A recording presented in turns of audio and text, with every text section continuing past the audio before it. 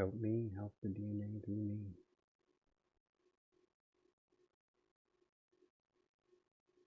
Help me, help the DNA through me. Ooh. Wholeness and balance vibrations, family. Whew. We here. This one's titled The Great Morpheus, God of Dreams. Dream within a dream. Well, let's just breathe for a moment. Looking for that notification in the chat that this thing is live. About to bring this online. Let me drink some of this hydrogen fuel.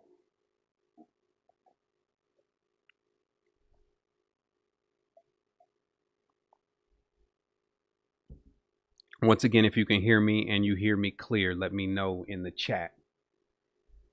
And we'll unleash the Kraken on this whole thing. Unleash the Kraken on YouTube. Get it crack-a-lackin'.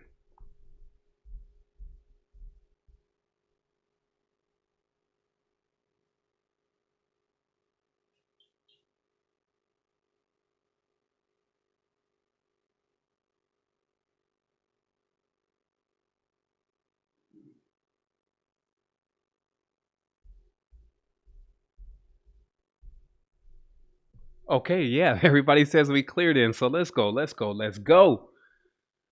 So Flat Earth, how is that PSYOP working out for you? Just meaning, hey, man, know when you're getting played. So I'm going to actually play this back one more again for the massive disclosure of exactly where we're at and what's going on. I know folks have been saying, yo, where you been at? And you know where I've been at. I've been building a solution because I'm not one of those guys that's just going to sit here all day and keep making up more fear porn for you and telling you everything about what's going on, but giving you no real solution about what to do about this, especially if you got family, you got kids, you got to go to this crazy job, you know, all that's happening. You need to make money. You know, you're trying to figure out your diet, how to afford your diet. They're asking you for more shit. Meaning they're asking you to do so many things and you just have, you know, all this giving going on most of the time. And then all of a sudden you run out and then they're demanding more from you as if there's no one that wants to balance out. So we're going to give some today since there's a lot of people who are ready to receive, but we're going to give some potency that can be spread to everyone. Okay. So one more again, let me just clarify for you. What happens here is if everybody believes in something, or a large group of us start to believe in something, that kind of makes it exist. So it kind of rules out, you know, if you believe in the law of, what they call it, the law of attraction and all this kind of stuff, you also have to subscribe to this one, that if we all start imagining things look a certain way, then that's how it would look. So that's the first arrow about what exactly it looks like of what we're in. Not to mention that what would that even matter if you don't even have something to fly up out of this thing? You can't fly up there and look at it because you're broke.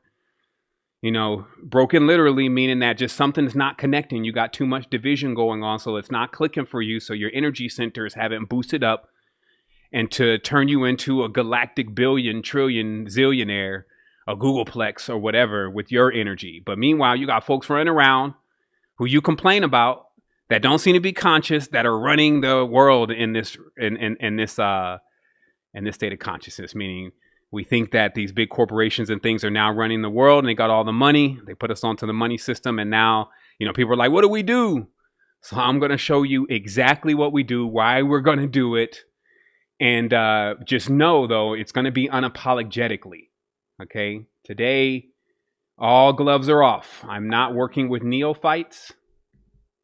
Let me turn off my notification centers. We're not working with neophytes.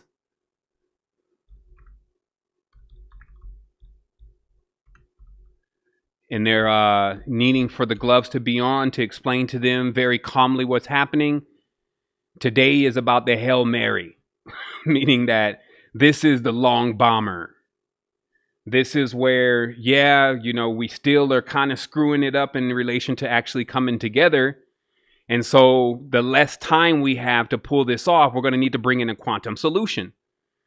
So this quantum solution is actually about to roll through. See, because this is a cosmic calendar, and this is what I've been putting everybody on to, You can actually get this on Android or Apple. And again, this is just a dream world, by the way. So those who won't take too much offense about what I'm saying about time and space and how things look and how they appear. But I'm saying real time that Mercury, or this chakra that's in the sky and in the ocean, is about to drive over this spot. And as it's about to drive over this spot, coming through with the sun and everybody else, because it's almost 12 o'clock noon here for me, I'm going to bring it with the power of the cosmos, because that's what you can do. This is, something you would use if you were on a boat. If you were a navigator, you could navigate things based on this right here, what you're looking at. So that's why I say flat Earth is a psyop, because it takes all this away from you. And it basically says, oh, this is fake. There's all satellites. Whatever it is and whatever kind of technology is out there and being used, it's affecting you. Just like as sure as that full moon comes in and you start feeling like, oh man, where's she at? And as that sun starts coming in for males in the morning, just as all of that energy is very real, these bodies are very real. And it's important for us to understand what's up with these bodies and how are things affecting us, what's going to happen in the future and what's happening right now, because that's what you would be able to tell with this.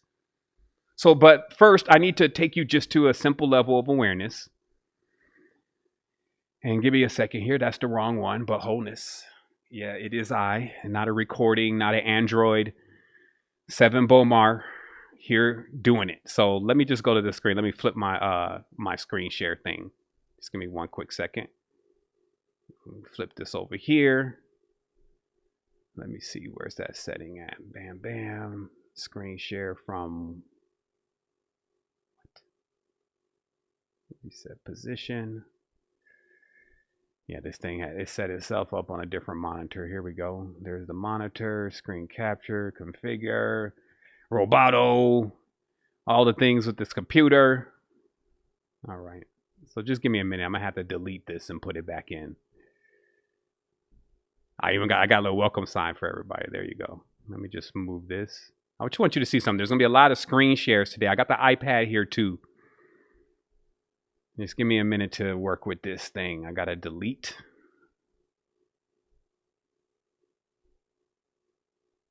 Boop. And I got an add another screen capture. This was set up before I started, by the way. Screen capture from this new screen. And I need the one.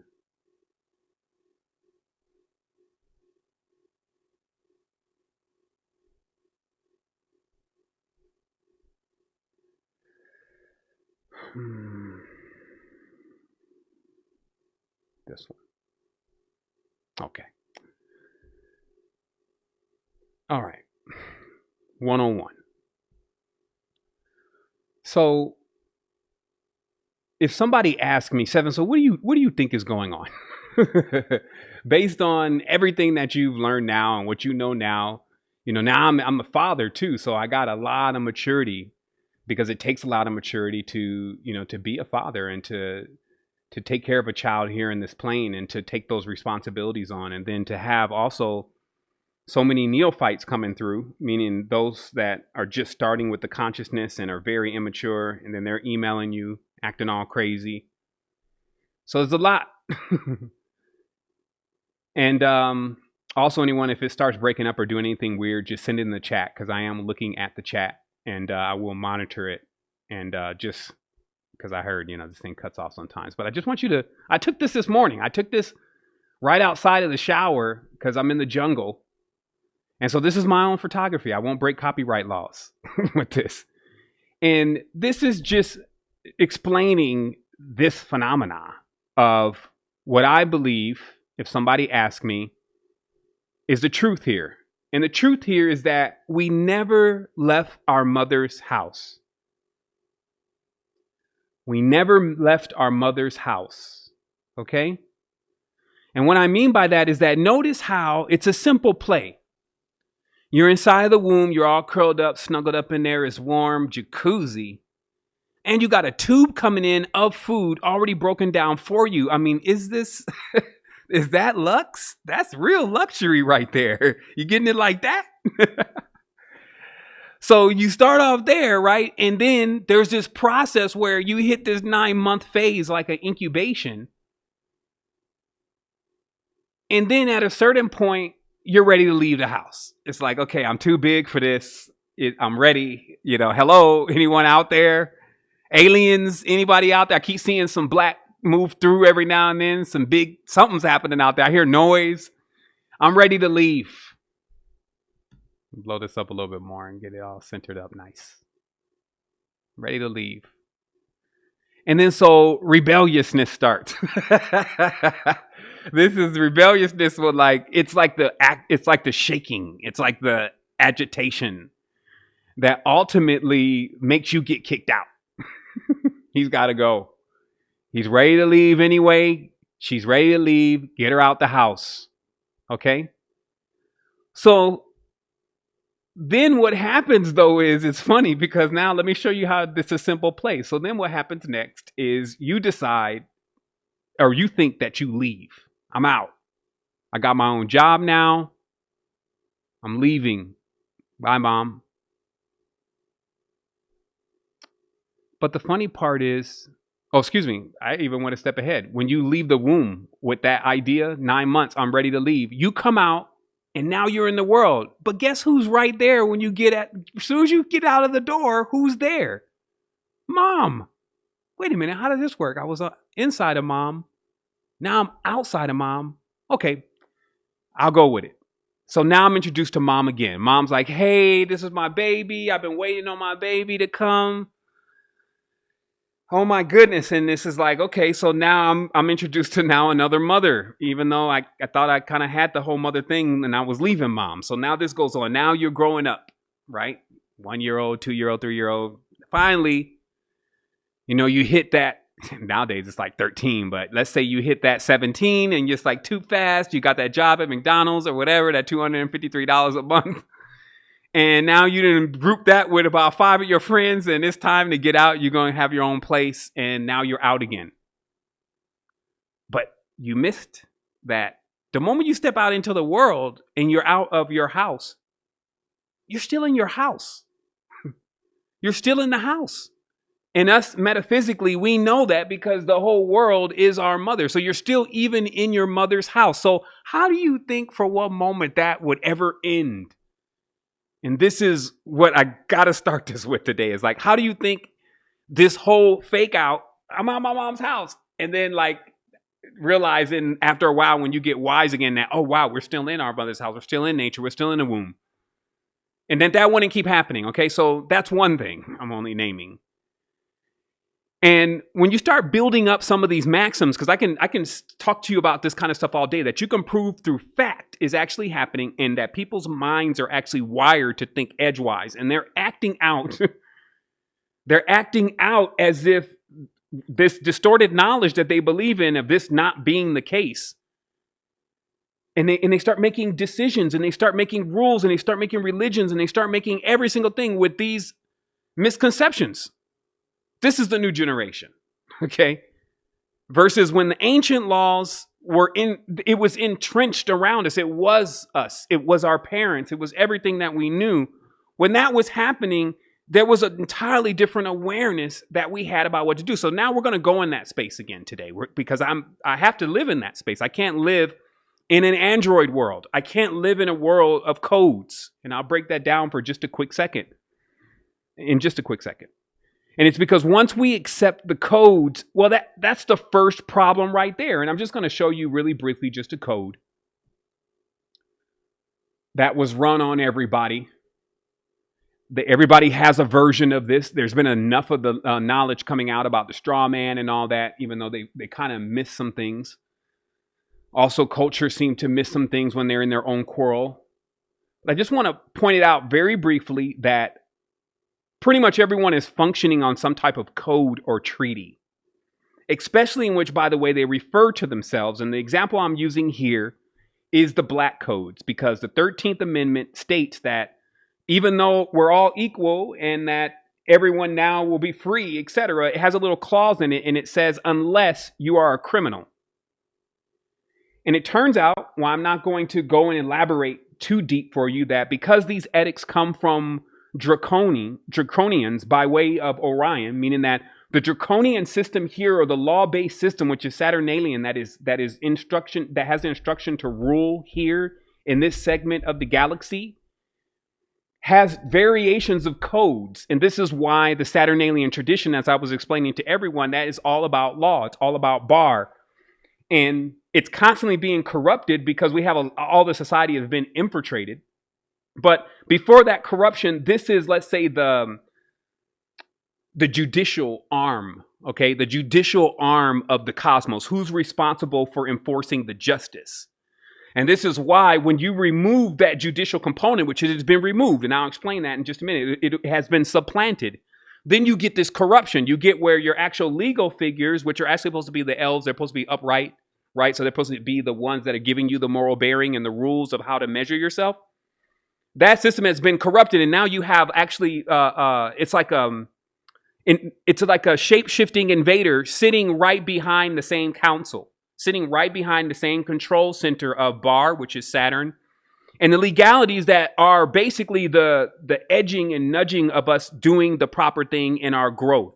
Not anything to do with this system that has been developed, which only benefits the people who have taken over it. But I just want to be very clear here that in these laws and in these rules and edicts that actually come from the draconian councils and empires, there's an awareness that once a human being, if you may, or a being of the cosmos, let's just call it a being aware of self, not acting, but being, okay? Once a being slips into acting, slips into getting in debt, slips into the lower vibratory field, if you may, like that their field is no longer harmonic, what happens next is they become a color because they actually divide at that stage. Okay, so they become a color. And when you start to rectify when that color or that debt is balanced out, that would be when the person actually becomes free again. So what I'm explaining to you is that if you are labeled as a color, which also can be a name, these Indians, these Africans, and then the reference or the name that you're using is not from the mother tongue, is not the mother lodge, if you may, meaning that this is not the place that you were born. If you're referring to yourself as being born from another mother that is actually more of a corporation and a dead entity and not actually a real being. I'm from the United States, right? Now, actually, you would then become a color because even the name United States is just a color. And I'll just explain this very cleanly here. It's just the awareness that when you say that you're a color, you get put under a code. And this is just the black code. And this actually affects, as we know, that quote unquote African American or the Kemetan. However, what I'm here to tell you today is that all of these people that are inside of the Uniteds, whether it's United Arab Emirates, United States, the United Socialist Republics, the unions of Soviet unions, European unions, any of those unions and Uniteds, which is all a deception, you're under actually codes. And at least for us, as far as, let's say, the Kemetans, they have our codes published. Like most of these codes are actually hidden, meaning just the act. It's just the act. You just being aware that just the act of them putting a clause in and say, but yeah, if you're a criminal, then you're not free. You're not a citizen. You don't have any rights. You're not able to keep your family. We can work you for nothing. We can do all these different things to you just because now you're classified as a code or a number.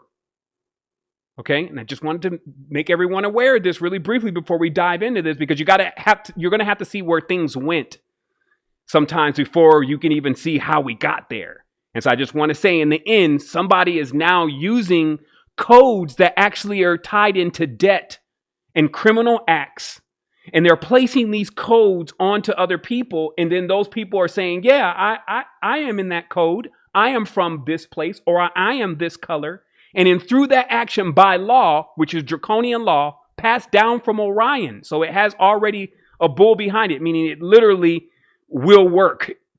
If you can fool the people into doing this, it puts you in debt. And this debt equals, for the most part, your wisdom, like how high you can get in the spirit, how clear you can be when we start talking about that you have your own power. Okay, because I notice this is very fuzzy for people these days about the difference between their power versus some external force that they keep calling on externally and not realizing that all this exists inside. And the sheer action of you making the decision to think you're talking to something outside is redirecting your energy. And this is why I haven't seen too many, if any person that is into worship, calling beings and all that kind of stuff, doing all the prayers, I haven't seen these beings really master the matrix, but yet and still, meaning master their lives. But yet and still, I see boatloads of what I would say is distorted, very dark forces, just practicing only really a few principles of the truth. And then the rest they fudging on, still getting farther than those people. Why? Because those people have turned themselves over and opened themselves up to something they just don't understand. And this is why on the door of the temple, it says, know yourself.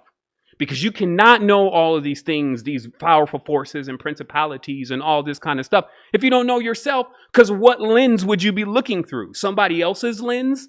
An external lens? So let's talk about how this all was put together and why you're so powerful. Okay? So just remember, though, in all of this, we're still in the womb. We're still in an aspect of the dream within itself. So when I almost said, don't take it too serious, but this actually has everything to do with serious. It has actually everything to do with semantics, words, how to move words around, how to gradually change the meanings of words, and how to actually evoke an entirely different reality for all those within it, because we all use these words. Words are sacred to us. And also, right now, write in your notes, numbers were never used for counting. Numbers were never used for counting. That was the final, most basic, debased use of what you're calling numbers, which is a code in itself. Numbers are a code. They're archetypes. But they were never used for counting like money and stuff like that. That was not what they were about. A number could tell you the entire configuration of the magical crafts that you can create to do a variety of things. They weren't used to 1, 2, 3, 4, 5, because once you start doing that, you evoke the metaphysical aspect of how you can turn human beings, as we want to call them that, human beings into just numbers. Oh, now they're no longer important. So if we don't treat the numbers as what they really are, the archetypes of the archetypical natures of what they truly represent, which is the planets, and we just debase them and like, oh yeah, just 1, 2, 3, 4, 5. The more numbers I have, the better off I'll be. And you don't learn about these numbers and you become numb, if you may, right? Then the person actually will never unlock not only the truth, they will also, for others that follow that same path, they will become confused. And that's how a tower falls. That's how something that we're all building on, we have like a master copy. The master copy is the numbers. The languages is everything that derives from the numbers or the archetypes.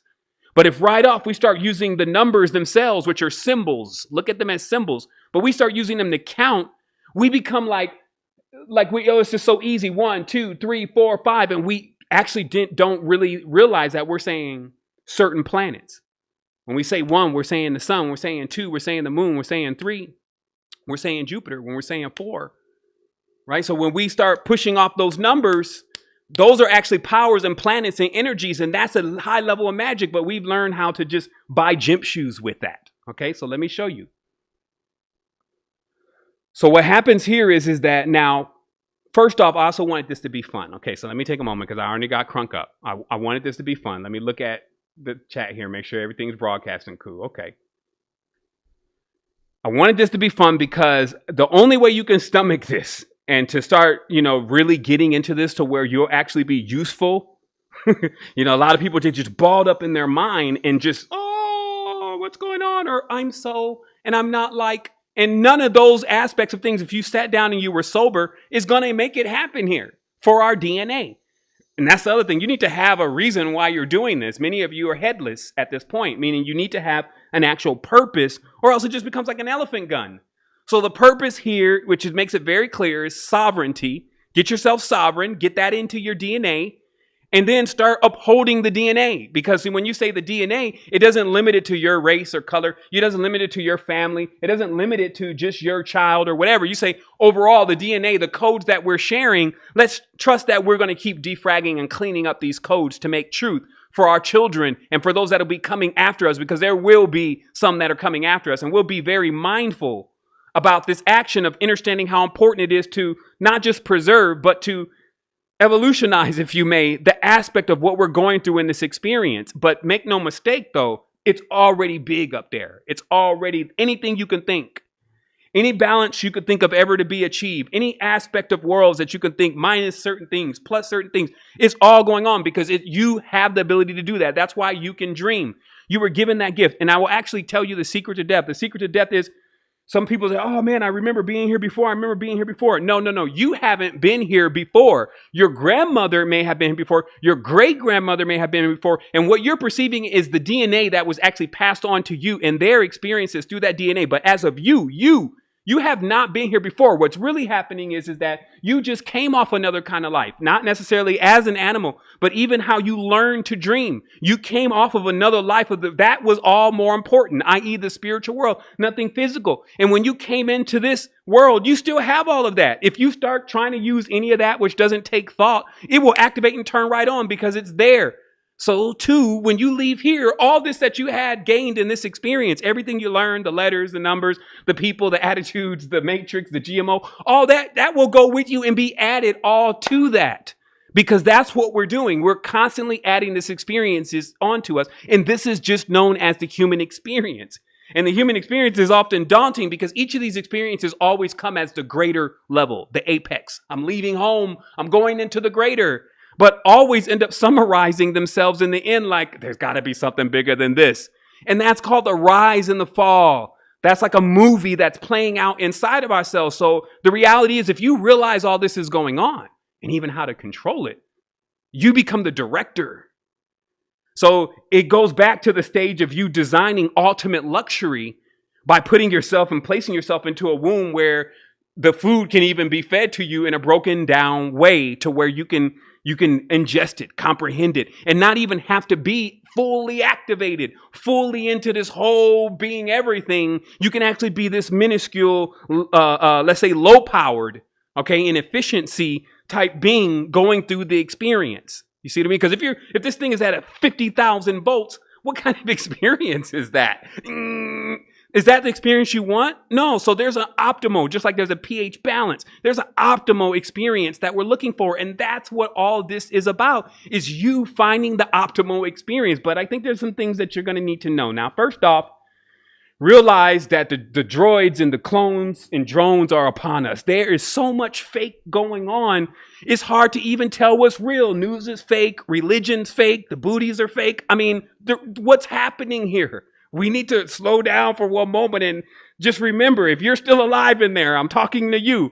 I'm not from a world where everybody was fake. I had real friends, people that really looked out for you, people who didn't write you off on the next whim, weren't so weak in their own minds about what was really going to happen, ride or die. That's where I'm from. And I'm noticing, a trend of that disappearing. So it's important to know where that is coming from, where that programming of the strong, tight bonds, because that's our DNA. If we start to actually separate as a people, as a family, if the separation begins, this means that the DNA is actually becoming unraveled. Forget your little problem that you're having over there with your neighbor, your next door neighbor. I'm talking about the metaphysical side and aspect of that. I'm here for the metaphysical side and aspect of what I'm actually talking about today. So I can take it super low, which I will go as low as possible. I want to start labeling my YouTube. This is possibly my last YouTube video because I'm going to be removed from this platform before I leave, meaning that I will ride this thing to the ground. And I got another notification to everybody that I got one more week, because I've been in deep building. Like I got programmers, developers, way showers. I got all types of people around me, all collaborating on this big move of mass exodus from social media into real consciousness and sovereignty and physical connections in the process of doing that. However, when you're starting to talk about that kind of stuff, like a lot of people love to talk, I'm like, okay, so I guess it's going to start one character at a time. And for me, one character at a time, one key at a time, one graphic, one pixel, especially since I'm only dealing with this virtual world. So who's going to build that? I'm going to make sure that happens. And the people that are with me have also aligned in resonance. And there's more aligning in resonance. But there's this saying, If you build it, they'll come. Okay. And what that's about is that, yes, the reason why there is no alternatives most of the time for much of what we see going on that we're so disgruntled about is because no one is patient enough, skilled enough, communicative enough to at times pull the entire thing off, like actually really get it done, even if it's by yourself. But we are actually creating more and more beings like that are capable of taking it that long haul. And then also easing it up to where we're all connecting together. And that's allowing us to actually create and build things. But beyond that, remember, that's a choice. That's something that you can get an option to do. But right now, there's things that are happening that whether you want it to or not, just as sure as it's about to be a little bit longer before Mercury passes over with this wave, it's still going to come through. So it's all about, are you going to ride the wave or are you going to get wiped out about it? Okay? Are you going to ride this or is it going to wipe you out? So here's the next thing. So what we talked about in this case, that's why I said it's unapologetically, and I'm talking about bailing humanity's ass out the fire. Okay? Unapologetically. This is ridiculous. It's 10 years. I'm still at 100,000 views. I did every single thing that I can. Everything they tell you. I made great videos. Look at Halo's videos. Shit, this video's dope. Better than anything in the industry. I even went to pay-per-click. I did all of that. I hooked up the site. I did all the graphics. I brought an amazing message, if I could say so myself. I gave away the book. So damn, I mean, what more? You know, I made everybody the central character in the theme. I backed down the ego. I didn't turn the cameras on unless they needed to be on. I did every single thing you could think of. And this is exactly where it's at with the conscious community as far as recognition of what has been going on, not only at Secret Energy, but what has been going on also with other brothers and sisters that I've been seeing that actually are on point, but they're just not able to get that springboard. Now, the great part is that we created the springboard and it's now almost done in its creation. But I will still say there were other springboards out there that I expect to jump off a long time ago, meaning I expect just to take this glorious code to the language and everything it can do to the heights and not have to worry about building and all the other stuff that I may not be that great at. But that's what happened. So I have to bring the question back again to this community, this conscious community, quote unquote, which we can now kind of unearthed exactly what it consists of. But basically just the awareness that now that we know what it consists of, which we'll be talking about a little bit today, we know that we need the Hail Mary. And what I mean by the Hail Mary is the long Bohmar. As I said earlier, this means that something that you use when you already know, like, yeah, I think we're kind of out of time. It's the last quarter. We need 7 points. So, but we're way far away from the end zone. Who's going to pull this off and throw as many of those Visica pieces, because that's what the football is, as many of those Visica pieces across that field to those running backs and see if they can pull this thing off. That's what this is about right now. So I'm not playing around with anybody. There's not much time left. You see all of the ignorance. Do you know how frustrating it would be for the average American? I'm not going to talk about us per se, because most people know how to process their energy or should know how to process their energy on this phone. And if you're watching this stuff, then, you know, you have to know that anyway. But just how crazy it is to watch everyone with their hands like their hands are behind their back and they can't do anything about this guy. Dump. You see what I mean? Isn't that maddening? It's like this guy, you know, just tweet, hey, you know, the only thing I regret about the China trade deal is that I didn't hike the taxes up more. Boom, the market drops. Boom, then everybody, boom, now, it's all messed up. And then everybody, we can't do anything about him. Just even to see that kind of thing going on lets you know what time it is. It should let you know the gig is up. It's a wrap. They're playing their show. They're playing their game. They turn the presidency into WWF.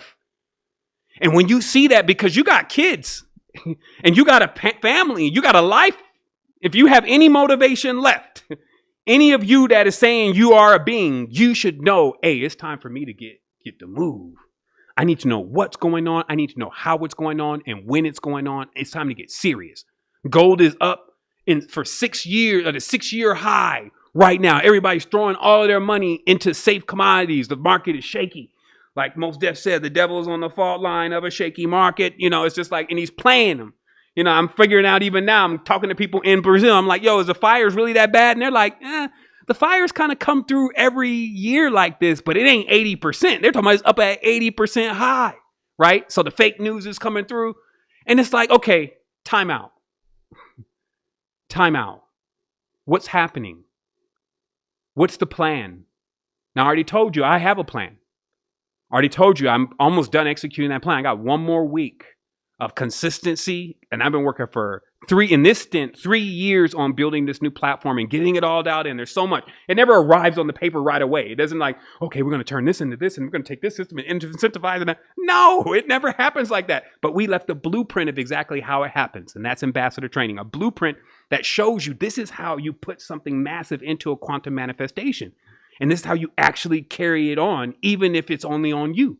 So we did that, and that information is there for you.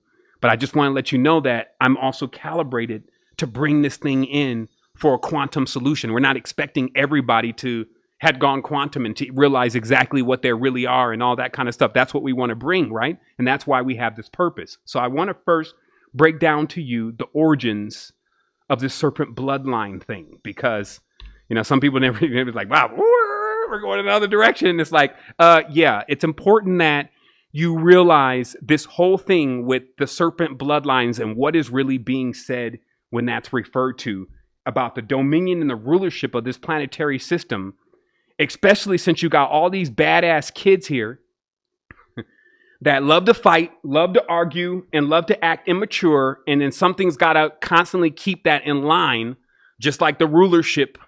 You see, like the ruler, you remember your mom used to whip you with the ruler? That ruler is a straight line. So what is actually that? What does that mean? That's a representation. Okay. So this straight line, this ruler right here, there's a representation of something. Okay. So here's what you need to know. So it's important for you first to know the difference between a czar and a tsar. Okay. Because this cracks the alien code. This cracks the mysteries of everything that you can think of that's otherworldly. This is the otherworldly filtering system, meaning that there will be nothing going on from the extraterrestrial, interterrestrial, any other beings from any dimensions or any of that if it doesn't fly by Sirius first, meaning Sirius, Draconis, and Orion. Okay, these are the police systems, if you may, the polling systems of this particular part of the galaxy. Now, how this was set up is also they're the ones that drop the seed of what we're calling DNA, which is like a seed that starts to unwrap an entire reality. Okay. So I want to bring just light to, and I just drew it out, this symbol particularly here, because you see it everywhere. And it's important that you know that this is a representation of two bloodlines. Okay. Or you can just say two blood types. Okay. And with these two blood types, let me see. And with these two blood types, you can create everything from these two blood types. Okay. And to manage these two blood types is like when you see the Sumerians holding the bag. To manage these two blood types is like to be in charge of all of the what can be unpacked from these blood types. It's like, you know, the code. So the same way you are in a body right now and you realize that this is some complex stuff. Imagine that there's beings that already came even before the bodies and actually understood how the bodies were put together and how they're formulated, which is what you're using, right? What you're learning right now. You're calling that metaphysics, but they already know it. And so just at that stage, imagine the responsibility, since you already know that. Now you're also responsible for seeding worlds, for actually seeding the worlds, to set the world up so that it runs and that it ultimately gets to the status of whatever the template is set for. So this particular symbol that I'm showing you right here, this caduceus as it's often called, is also symbolic for that. Now, generally these snakes also, they terminate like this, and there's an egg here, okay? And this egg is symbolic, again, of the world, the Orpheus, okay? The dream world, okay? And this is because in these two bloodlines, with them being entwined, which is basically they're in just like the yin and the yang, or the positive and negative. They're in a union. What they produce from that union is the egg. Okay, so it's just like the left brain and the right brain together create the dream. What you're seeing in the dream and how you're even doing the dream, you wouldn't be able to do that if one of the pieces was actually missing. You wouldn't be able to dream. But with the left and the right together, you can create the dream, or you could create the reality. But this reality also rolls out in real life. It actually becomes bloodlines that are actually supposed to hold up the DNA or the lineage. And it's important for me to explain this because, again, a lot of this has been demonized and now a lot of people are afraid of it. But let me show you something just very briefly.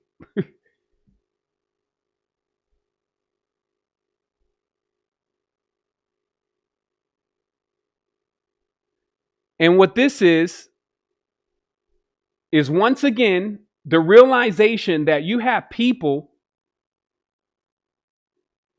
that are on the planet that have tapped into some other energies. Now, what you're seeing, this may be extremely pixelated on your side, but what you're seeing is you're seeing someone or a shaman sitting in fire, not being burned or consumed by that fire. Okay? And when you understand what this really is, rather than saying, oh, that's voodoo, you realize that somehow he's tapped into some other being or something about himself or something going on in his lineage that allows him to be able to be impervious to an element of earth. Okay? So this is what is meant by bloodlines. Okay? When we're saying bloodlines, this is what we're talking about. Somehow you've been able to maintain so much of what your original design of being everything was, that other things that normally affect everybody else that bought into this idea that those things have some kind of effect on you don't affect you. And I just want to bring that to the forefront. What can affect one person, another person with a higher level of awareness and higher level of consciousness or connectivity, because that's all it is connectivity and communication. They can be impervious to something that someone else is swearing up and down. Fire burns. Oh, really? Tell him that. Okay, so also this connects because it explains to you about a bit about the bloodlines, which is what I'm trying to get everybody to understand during this conversation. And I only say try because it's your job, it's your duty, it's your responsibility to determine if this is what is going on, if you're doubting it. And this is why I'm bringing up that in this culture, which is Syrian, okay, these are the real Syrians, not Albert Pike, okay, or any of these shams that have started up saying that they're from Sirius and that they know about Sirius. You liars. I'm coming for you. What this is about is the original czars, which are in Sudan. These are the Sudanese women. I don't even know how much of Sudan is left. They just completely, that was one of the countries they were coming to take out. And this is because these were the original czars. And the czar cult is deep because it involves, as we talked about before, this act of bringing in entities from other constellations, predominantly Sirius, to actually maintain the bloodline. So this is real information. This book was put together by a lady. She's preppy. She's from Britain. She's not your average New Age cookie who's just going to lie about the next chapter in order to sell a couple books. What she's doing is she's bringing back information to the Queen and then also to the... it's a name that I'm convent. Also to the convent in which she represents. Because remember, there were a lot of European convents of women that were practicing Wicca. And they sent their own emissaries out into places like Sudan to see what was the status of the spiritual tradition being passed down from those who actually uphold this tradition because it's in their bloodline. Now they have crescent moons branded on their foreheads, okay? Just to understand, the knowledge is deeper than these watered down Western cultures have been prepared to go in the open. But many of them have been practicing or trying to practice this in the background and have horribly failed. And I'm going to explain to you why. But this first one is that because the Tsar cult is run by women. because it is about the womb. It is about bringing an entity in, and the entity's got to come through the womb. This is the story of your Virgin Mary. This is the story of Venus, how she's the virgin, she's the princess, and then she's entreating the old king in attempting to try to get inseminated by this king. This is why they tell you in the Bible that Jesus doesn't have an earthly father. But in the act of when Jesus is born, because Joseph and Mary also have a baby, or who the other couple also have a baby, the angel is mentioned as being the one who impregnated. In fact, the ancient knowledge says the angel is the one who impregnated her. So what it comes out to is, because I know all this knowledge, I've read all this knowledge, I've experienced all this knowledge, is that the act here is to get the woman pregnant through a male that becomes possessed by a nobility, an actual czar coming from Sirius, okay, which is an ancient ancestor. If you would like it or not, this is unapologetically, like it or not, these women are responsible for bringing in these energies. Now, why were they doing that? It was to create what can be called a proto-human. Proto-humans. This means that humans, even that are slightly blended, slightly different, have different intelligences. And in fact, this entire ritual was the marriage ritual of this culture, and fractions of this ritual still stands today in the Arab cultures, with the beheading of the goat, which is really to actually get the spirit who actually possesses the male out of the male once the woman is impregnated, by cutting the neck of the goat, and then the blood in the death creates the spirit runs to the blood of the death, because it is a serum, meaning that it is a part goat spirit. And this is also because the fallopian tubes are the ram horns of a goat. So all of this stuff is what I'm saying. You're watered down. They ain't telling you this. They're giving you this watered down version like a kid, because they're like, oh, well, he can't handle the real bards and the bees. He can't handle the sedge and the bee. She can't handle the sedge and the bee. So we can't tell these kids what it's really about and what's all really happening, that we brought the ancestors in through Sirius, that Sirius is the boat, it's the Stratus, it's the one carrying the Elohim, or that during certain times of alignments when children are born, that those Elohim then possess the male when he's going into his orgasmic stage, and then he inseminates the woman with the seed that's part him, but mostly a part Zarin, which is an interloper, or basically a go-between, an evangel, a lord, meaning something that is actually to be over humanity and actually rule over humanity. I'm not saying this is bad or good. What I'm saying is this is what was going on. These were the laws and the rules and the edicts. These beings came in during their time to give examples of how the big thing works. They taught knowledge, wisdom. If you see the Hindus, as they're called now, they had it going on over there. You see the Kemetans, they had it going on over there. You see Africa, or Alkebulan, they had it going on over there. You see Nubia all the way down to Kandy, all the way down into to Angkor Wat, right? They had it going on over there. So where was it not going on? And when I looked to Russia, I started seeing a pattern of it somehow not necessarily going on over there yet, meaning this awareness of who nature is, who earth is. When you say Aya is another name for the snake. It is another name for the great serpent. So when you say ayahuasca, who could we be talking about except for the great serpent? Right? The vines, the trees, the old world serpent, that the anima mundi. Okay? So let's rewind here. Let me give you some deep knowledge. Because all this now, let me finish this. All of this gets usurped. Now, it's because also, when I say, oh, there's these bloodlines that are coming through, and there was only two, all right? Imagine now it's a hydra. Many other bloodlines come through, because, see, the women ultimately on the planet, ancient mother, grandmother, all the way back, are actually responsible for what beings get into the planet. Hello? Okay? Those wombs are responsible for what beings can even get into the planet. So they were the real laws and the rules and the ones holding up the decree. They were the real Saturnalians, if you may, for sure. That's why I said Saturn is not actually a male. It's more like a Mrs. Doubtfire, if anything. But the reality is they were the ones holding up that rule, because they had to hold up these customs. And sure enough, when you read in the book, They talk about how meticulous this ritual is done. This is not, oh, let's go get pregnant and have a moon child over in Los Alamos or wherever and shoot off some rockets at everybody and kill everybody. This is, let's maintain the purity and the essence of our existence through these cultures, and let's harbor in and usher out continuously the life that gives us life.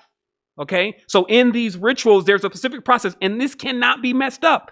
It cannot be messed up, because if it becomes unclean, and this is what it says, this is not Seven making stuff up, but you'll see it in all of the real code books. If it becomes unclean, either the neophyte, that's why neophytes are not allowed around when magical properties and magical principles are being conducted, because they amplify their neophyte shit all over everything, and then they desecrate the ritual. And what this does is it's like offending someone. And let me show you how this happens.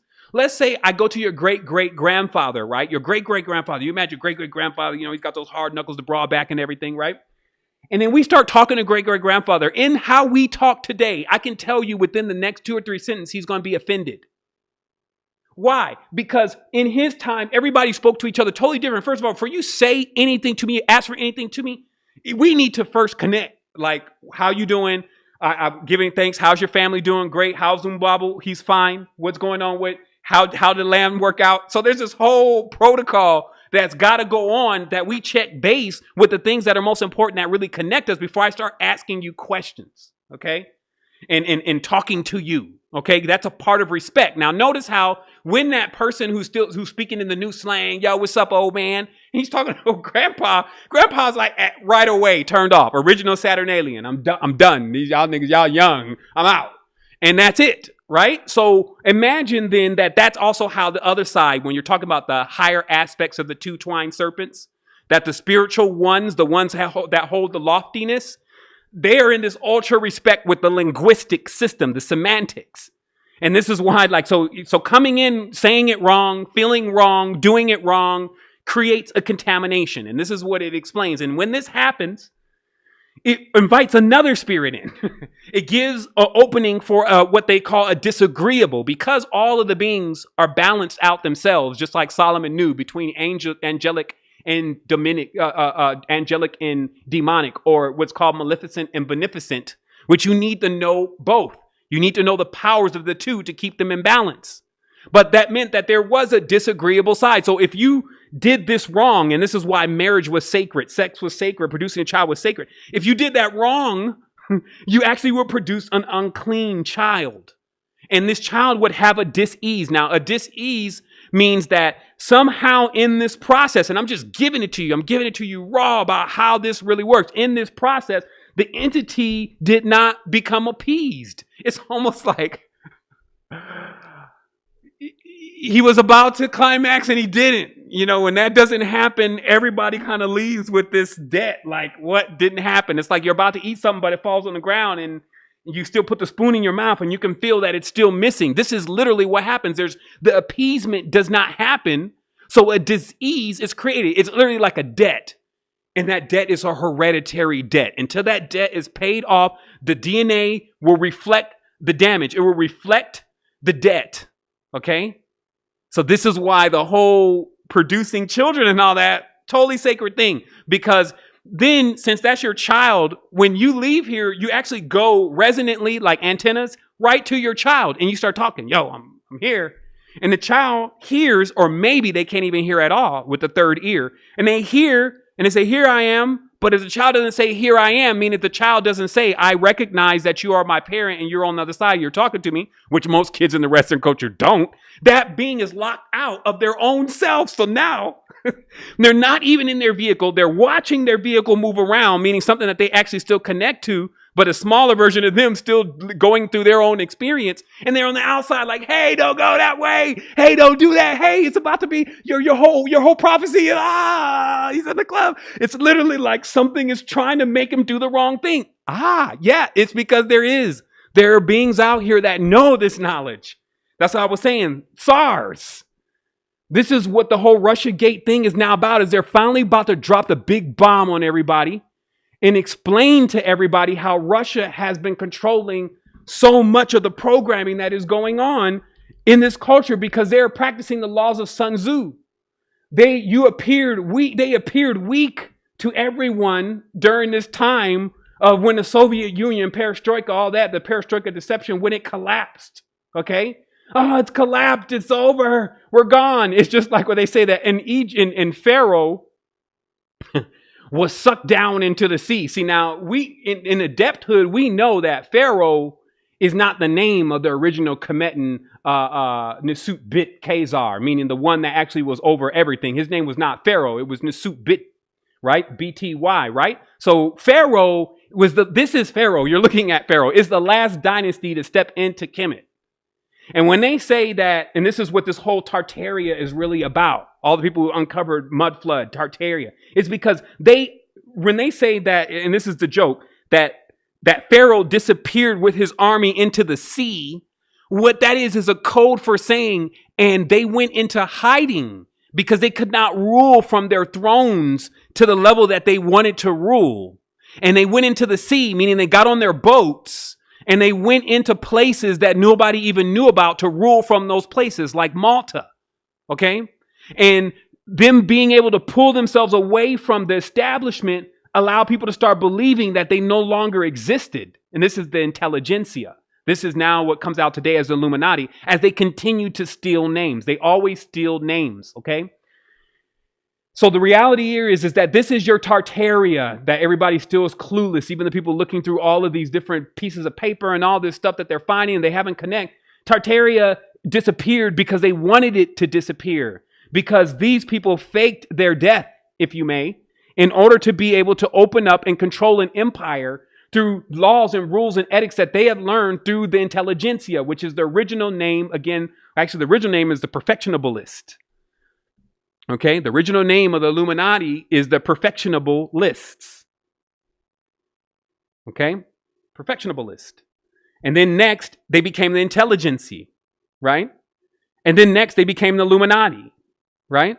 And then next, they got some more names. AI, okay? Central intelligence, okay? So what this is also about, and I just want to sidebar really quick here so I don't forget about this glorious gem, is about when you grow up in any of these empires of the United Empires. The United are all projects, okay? So when you grow up in these United projects with the Brothers Grimm as your nursery rhymes and all these different codes and semantics that they've already tested out and killed even people with, testing out over hundreds and thousands of years, okay?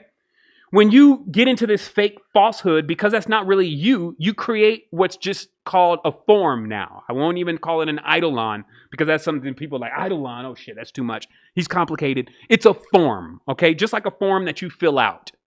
So what's created is a form. And through this form, when I say to you even things like good and bad, which didn't exist in the ancient times, there was no concept of good and bad. When I say to you things that, when I say anything to you, it creates a picture in your mind because of the form that you're in. And if you did not have that particular form, I could say these same things to you and you would visualize something totally different.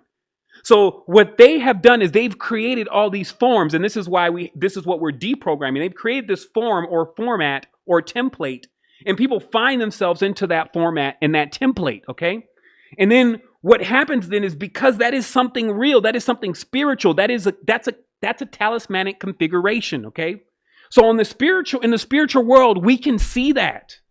We can see it. Like if I go and open the third eye and I'm looking at you and you have one of these, I can actually see it right there, either over you and interloping on you and hooked in your back, or right next to you and slightly off the body, depending on how much it's merged.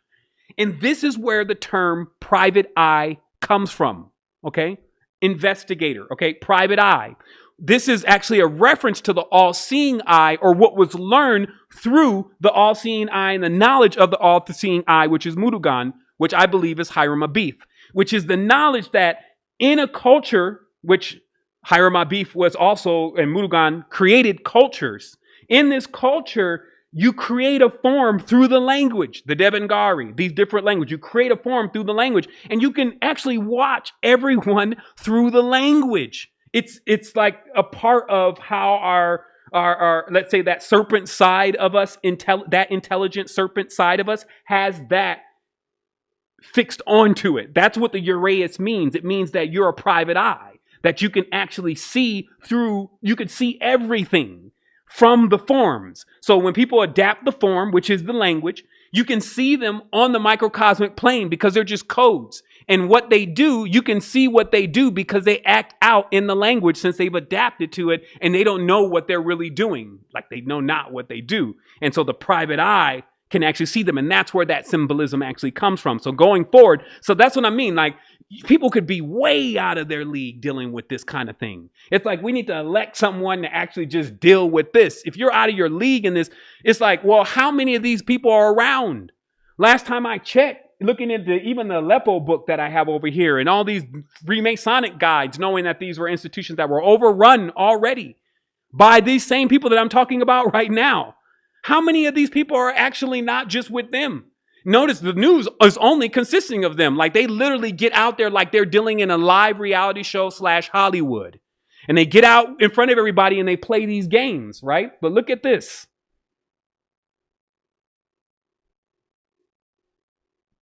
They play these games, meaning they start playing the both side game on you first. Some people call that the Hegelian. Don't these look similar now that they're right next to each other? Even deeper, now that you see these together, is this starting to ring a bell to you? Let's just put this here and put this here. Because see, like iron sky, what these colors mean, when you use red and black dominantly, it actually means basically like Mars is the red color, black is Saturn. So it's basically saying war and death. Okay. Versus when you use colors in sequences, it's because you could speak with colors, right?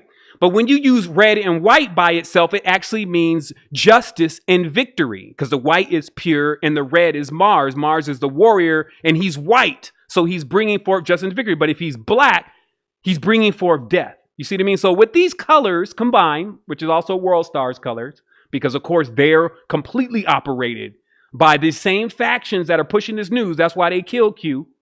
So the reality is not that it's anything positive going on over there anyway, but they were like, wow, this is a very deceptive thing too. We need this completely. So they went over and got that through another man's weakness. So the reality is here is that now it should start looking a little clearer to you. Now you have this being set up, which is one side versus another, but mainly everybody versus each other. Why?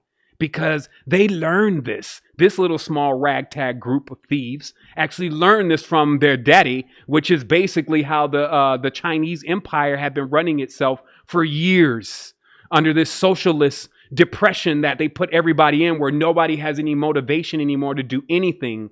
And this is what also the U.S. is rapidly heading into, or thought it was heading into, before I disrupt the entire damn thing. And you disrupt the entire thing because you carry that level of power. You would write that in your laws. You would put that, you wouldn't live in the reality where this was allowed to go on and you actually didn't do something about it that actually changed it. But we would have to do that together, and we're doing that together. So let me just keep going on with this.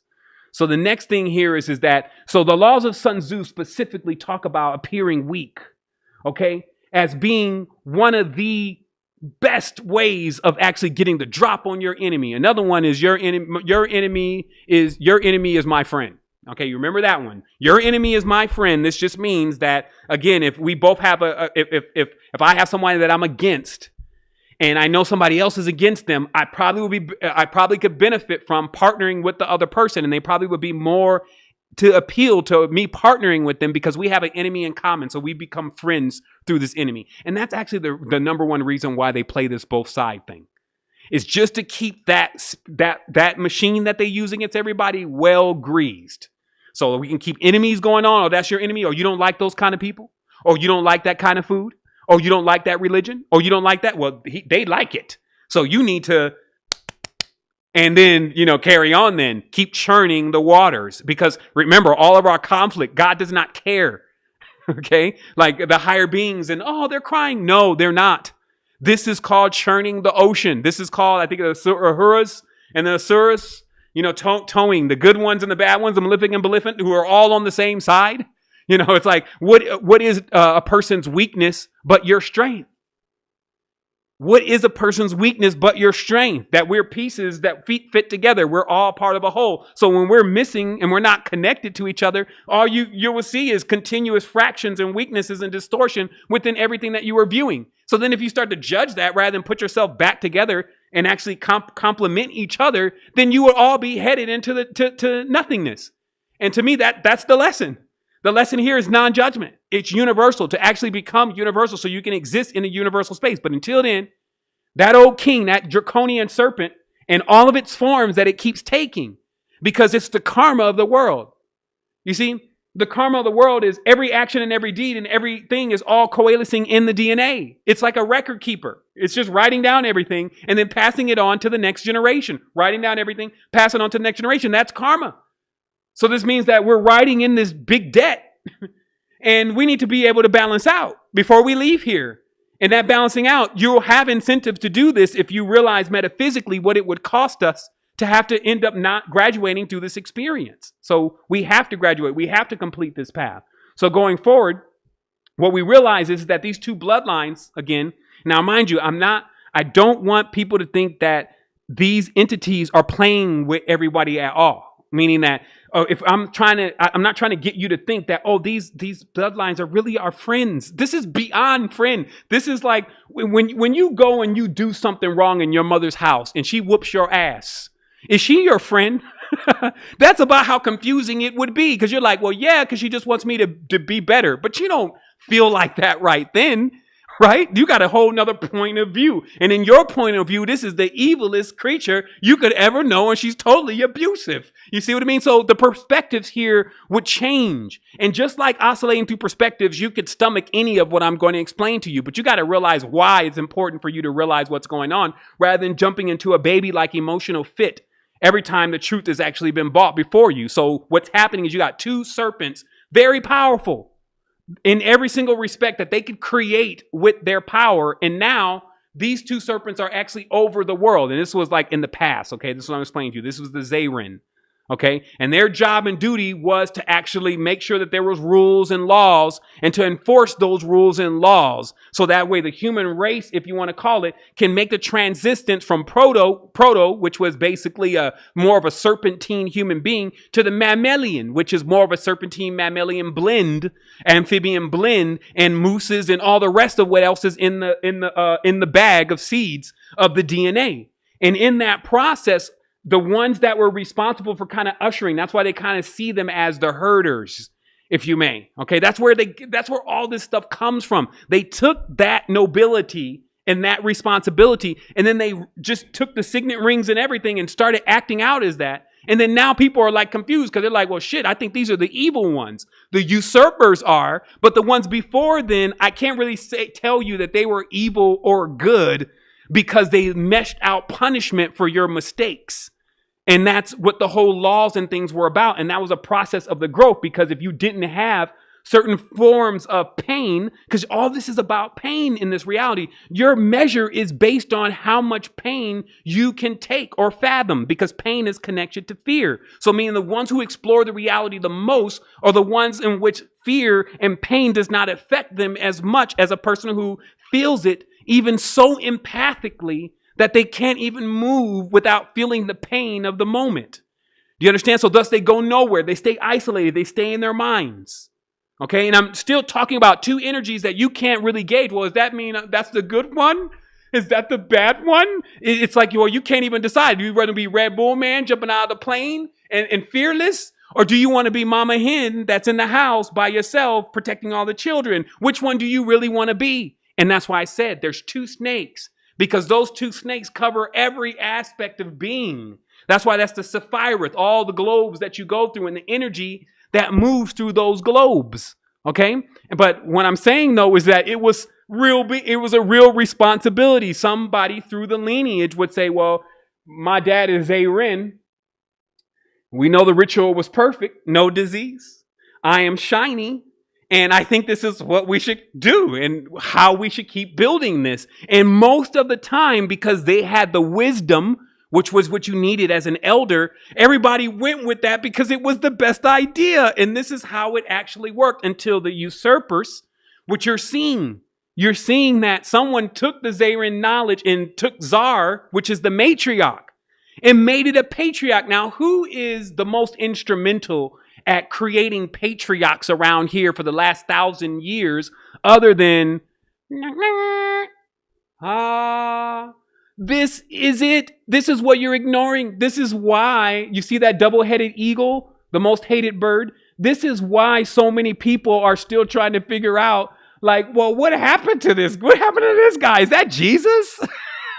Jesus, is that you? This is where this was going on, and before any of the later stories that you got, because this goes back even further and further and further and further. And then what you realize is that these were the Khazarian troglodytes in the mountains, pissed off because the Moho Mandan priestesses were ruling over all the shit, and that they felt totally disempowered about their ability to actually carve a way in this world. So through cunning, through deceit, and through some of the dark sisters, which are also basically the dark wombs that brought forth the entities that allowed them to build their armies, they decided to overthrow the matriarchal dominion. Now, this takes place also in the sky. And it always doesn't go so rough. Like when you're in the beginning of the age and there's a water birth, it's a smooth transition. But when you're going right into the age of Kali Yuga, where everybody's going to go into a darkness, well, the beings that are going to come forth are going to be configured to do that. And this was that configuration. But this configuration is now obsolete. But it's in still operation. So let me just let you understand again, meaning you got to actually deprogram it from your consciousness, because they have a hold of the media. I told everyone before, the whole Hollywood thing, it came from Russia. And I need to pull the video, but you just have to trust me on this one. There's a video that lays out specifically that there was this big flip that was happening in Russia where they needed people to get into the government more. They needed people to kind of elect who they wanted to have as leaders over them. And this is very instrumental, because once you accept that this is going to be your leader, it's like, yeah, but you made him your leader, just like they're doing with the Trump thing. So they needed that to happen. But people were like, no, we don't need government. I don't want any rulers over me. None of that. That's how people were. They were buck. Okay. So, and this is Russia. So hats off to the Russian people. I'm talking about the governments there. I'm not talking about the people. Okay. The people have been now under socialism, which they're trying to give you now first as social media and then as something totally different once they have all the data. Okay. This is the same system. So what they did was they knew they couldn't get a control of the people. So they concocted the scheme of actually getting into the people's mind through other people that actually knew. Somebody said their brain hurts. Go massage yourself. Go turn it off. Come back later. It's like, wah, cry me a river. Am I the one that invented this for you? You're the one. I try to get you out of the reality. Don't tell me about your headache. Or just start going in on folks. Keep it clean in there. So what happened is that I'm just saying, man, it's like think about, I'll just rewind here for a minute. Think about how often you even see me here. Why do you not see me here? If you could think about the millions of reasons why I would not be here and rather why I would be doing something else. Today I'm here because I have a fervent passion and desire to consistently help people. I have no restrictions in doing that. There's not something I don't know. There's not some big demon that can defeat me, and that death even itself is but another dream. So the truth is that I'm here because I will continue to remain here as long as much of the DNA is still in this state of consciousness that this is too much, or this is something they can't accept, because it is such a cop-out. Like these days, especially for men and women, like you see guys, they're not even working anymore. They don't even have jobs. And I'm not saying you got to run and go work in the matrix, but I'm just saying, like, you got your sister working, you got your mom working, and then you're sitting over there complaining about what the kombucha tastes like. You got multimillionaires sitting back taking glamour shots saying, hey, look at my picture. If you tell me which one you like better, I'll give you a like. What the hell is going on? And it's like, that's why I'm saying I don't really want to keep I wouldn't want to deal with personally people who are not prepared to fess up to what is going on, because they would be the private eye. They would be by proxy, even central intelligence, because their form can be controlled with the trigger. The moment something whispers in their ear, hey, blah, blah, blah, blah, blah. Or, hey, you're tired. Hey, this is too much for you. Hey, turn this off. Hey. Now you got them on your back. You see what I mean? That's what people are not realizing. Even in the DNA, now you have it inside the DNA. You're eating the food that the DNA is being tampered with. But all this could be diffused by you coming to a certain stage of awareness, because that stage of awareness, I'm explaining you why. That stage of awareness, it activates this energy. And the energy is high vibratory. It moves faster. And the equipment that is being used, it just fuses out. It fuses out. Literally, it's designed for a low vibratory being. That's why there's so many things to try to keep you in low vibratory. Just like with electronics, like I got to decide what power range I'm using with the electronic. I can't say this one's for the whole entire power spectrum. That's not possible. So the equipment, if you may, which you can't see is metaphysical, that is being used is phased into a certain vibration. And with that vibration and them continuously triggering that form and saying, again, I'm depressed. Again, I'm confused. Again, this is too much. Again, I wish it was all over. Especially as, oh my goodness, the being that you really are, who you truly are into there. I can't even, I'm like, is that you? It's like, damn, it got him too. You would be like a zombie to me if I was looking at you doing that, knowing who you truly are. So if I'm going to play the game with you, then I also become that. This is how this proxy to proxy system actually works, how everybody's policing each other. So your normalities, I'm convicted by your normalities. Start stepping down what I'm saying and what I believe about myself, which is what everybody's doing with each other. Then all of a sudden, I'm still just doing you the common courtesy of doing that so you don't feel outshined. But then subconsciously, I'm doing it to myself. Since actually everything is backwards, but subconsciously, I'm doing it to myself. So now I'm running around imagining that I'm actually in the same lowly state as everybody else, trapped inside of an illusion that nobody even knows how to unlock. Because nobody wants to accept that maybe somebody may know what's going on and actually not see that as a form of conceit. You see, so this is something rigged consistently to tie knots and to keep everybody here. And then you got folks playing on the line, playing in the chat box, saying all sorts of weird, wild shit that has nothing to do with what we're talking about. And you expect that not to just get me into a point like, whoa, this is the reality I'm experiencing. This is what I'm engaged in. This is what I'm doing. This is what I'm investing my time. I expect everyone to think this way. These are the people that I'm around. This is what they think about me. This is how much they care. This is how much they know what's going on, right? And then start making those assessments and start making those assessments now because you're right on the cusp. When do you think you would insert or drop yourself into a world as a time traveler? Do you think you would drop yourself in after the situation popped? Hell no. Do you think you would drop yourself way before it popped? Hell no. Because why? Shit, that would be too early. I'd be like Mount Shasta. I would have came in, set the record straight for a minute, and then somebody would have come and drove over it like they did Gurdjieff's teachings. I wouldn't come too late because then it's too late. There would be absolutely nobody to assist. Everything would already be lost. So where would I come? Right before it's about to pop. So where would you come? As a professional traveler, you would come right when it's about to pop. But here we are at a stage where if you imagine that all of a sudden you're going to start a tutelage, you're going to come into university, and you're going to actually know everything about this when you start, you must don't observe trees. Trees, when they drop the fruit, which contains the seed, don't look like trees. So this lets you know that first you would drop, your flesh is getting eaten, you turn into a seed, then you go down to the orbit or the depth of what it would be for you to grow as the tree that you are, and then you start up from there.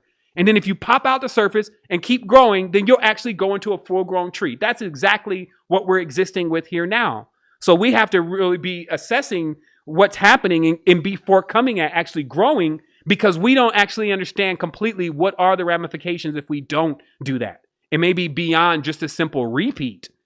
You know, it looks like there are bigger ramifications to this, but beyond, and also instead of looking into that darkness, because you can't even see what would happen if we don't do this, you can see even clearer, though, what would happen if we do pull this off. Based on the contrast now and all the crazy things that have already happened based on how they were running it, even if we built small nucleuses that didn't run it that way, things that way, and actually return to the structures that we know with this master knowledge that we've already gained, which they cannot come against. If we can create structures, places, anything that we created, if it went with that same blueprint of perfection, then we will overturn all of this. And that is my true optimism. That is why I know that this can be pulled off because it can happen in so many different ways. It's just not about knowing all the knowledge. It's just about clicking, if it clicks to you. And so every time I'm here, all I'm doing is saying things to you that may make it click.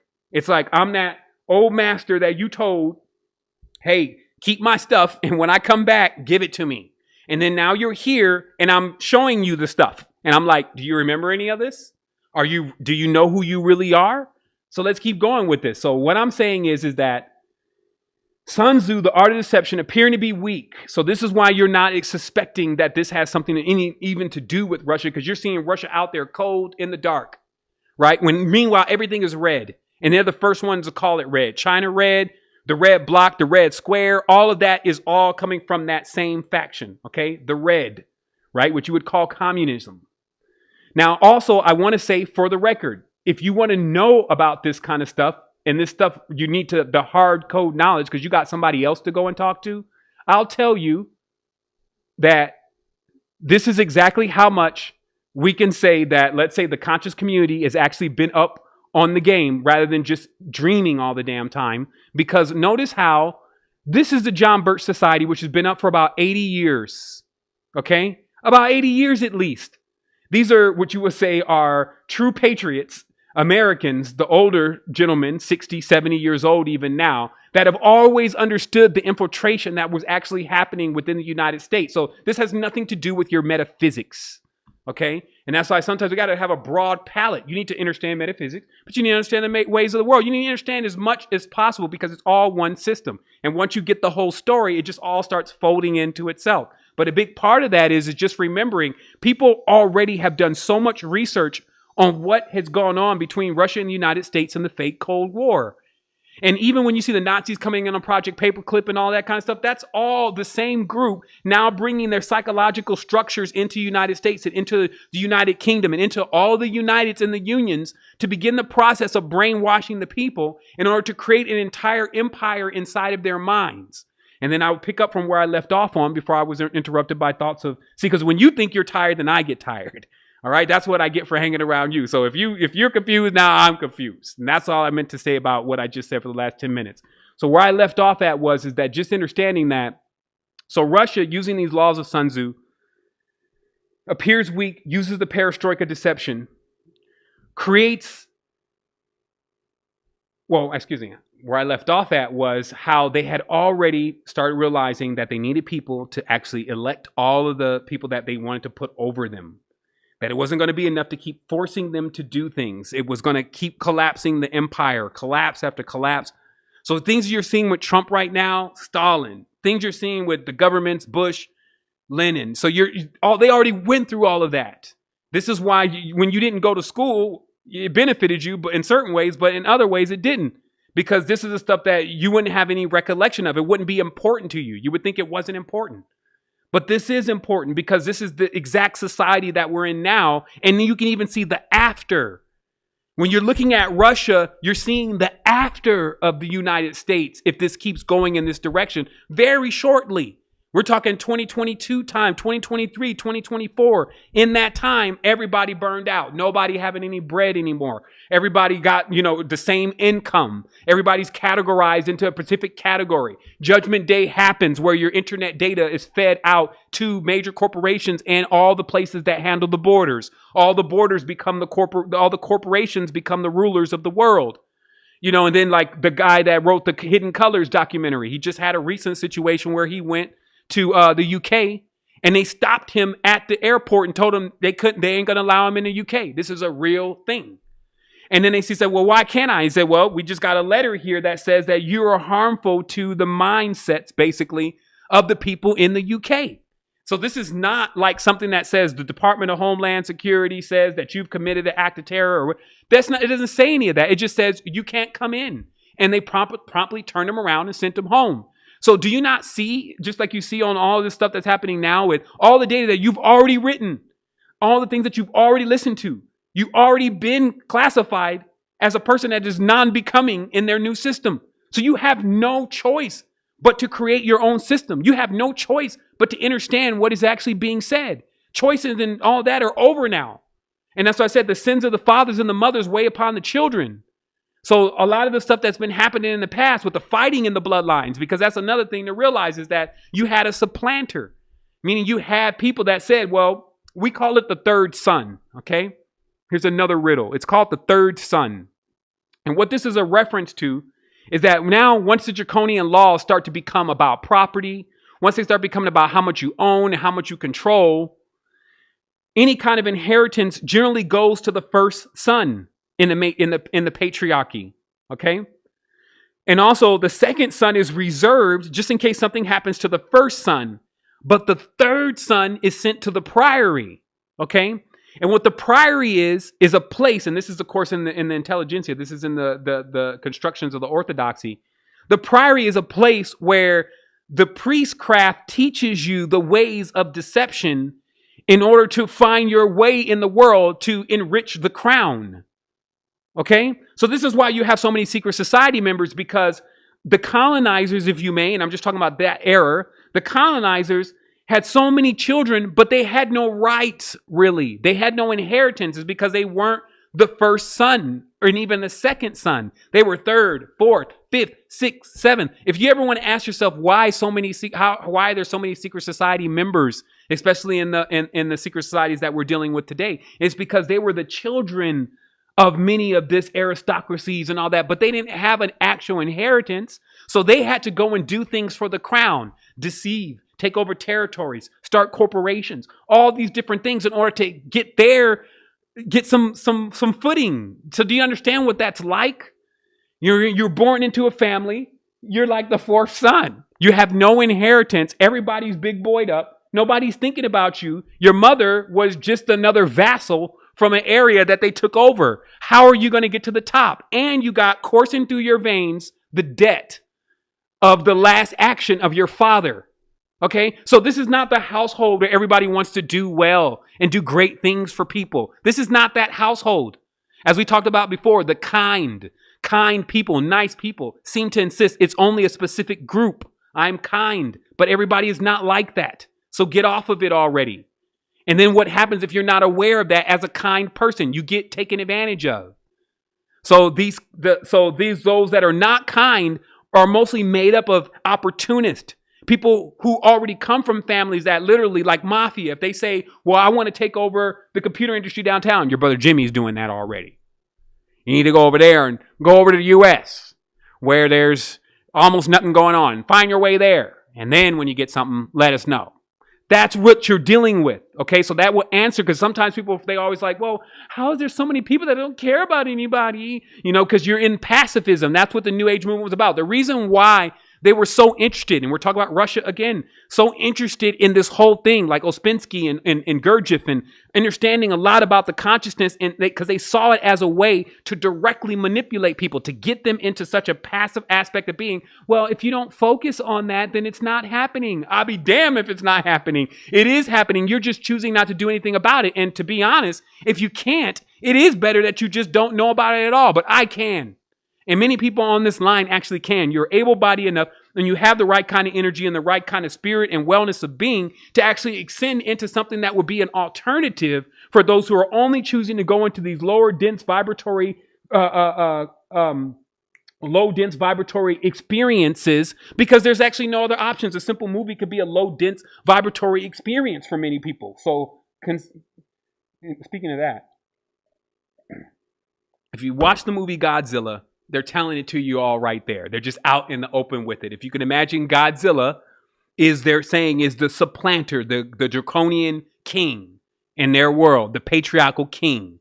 And so if you just imagine that and you watch the movie, you'll see every single thing that they're doing. They're release the Titans all at the same time. And, we got to count on Godzilla. And all this, what they're talking about, they're just saying what's going on in the little sick sadistic world, because that is that same Hollywood that was brewing itself in Russia.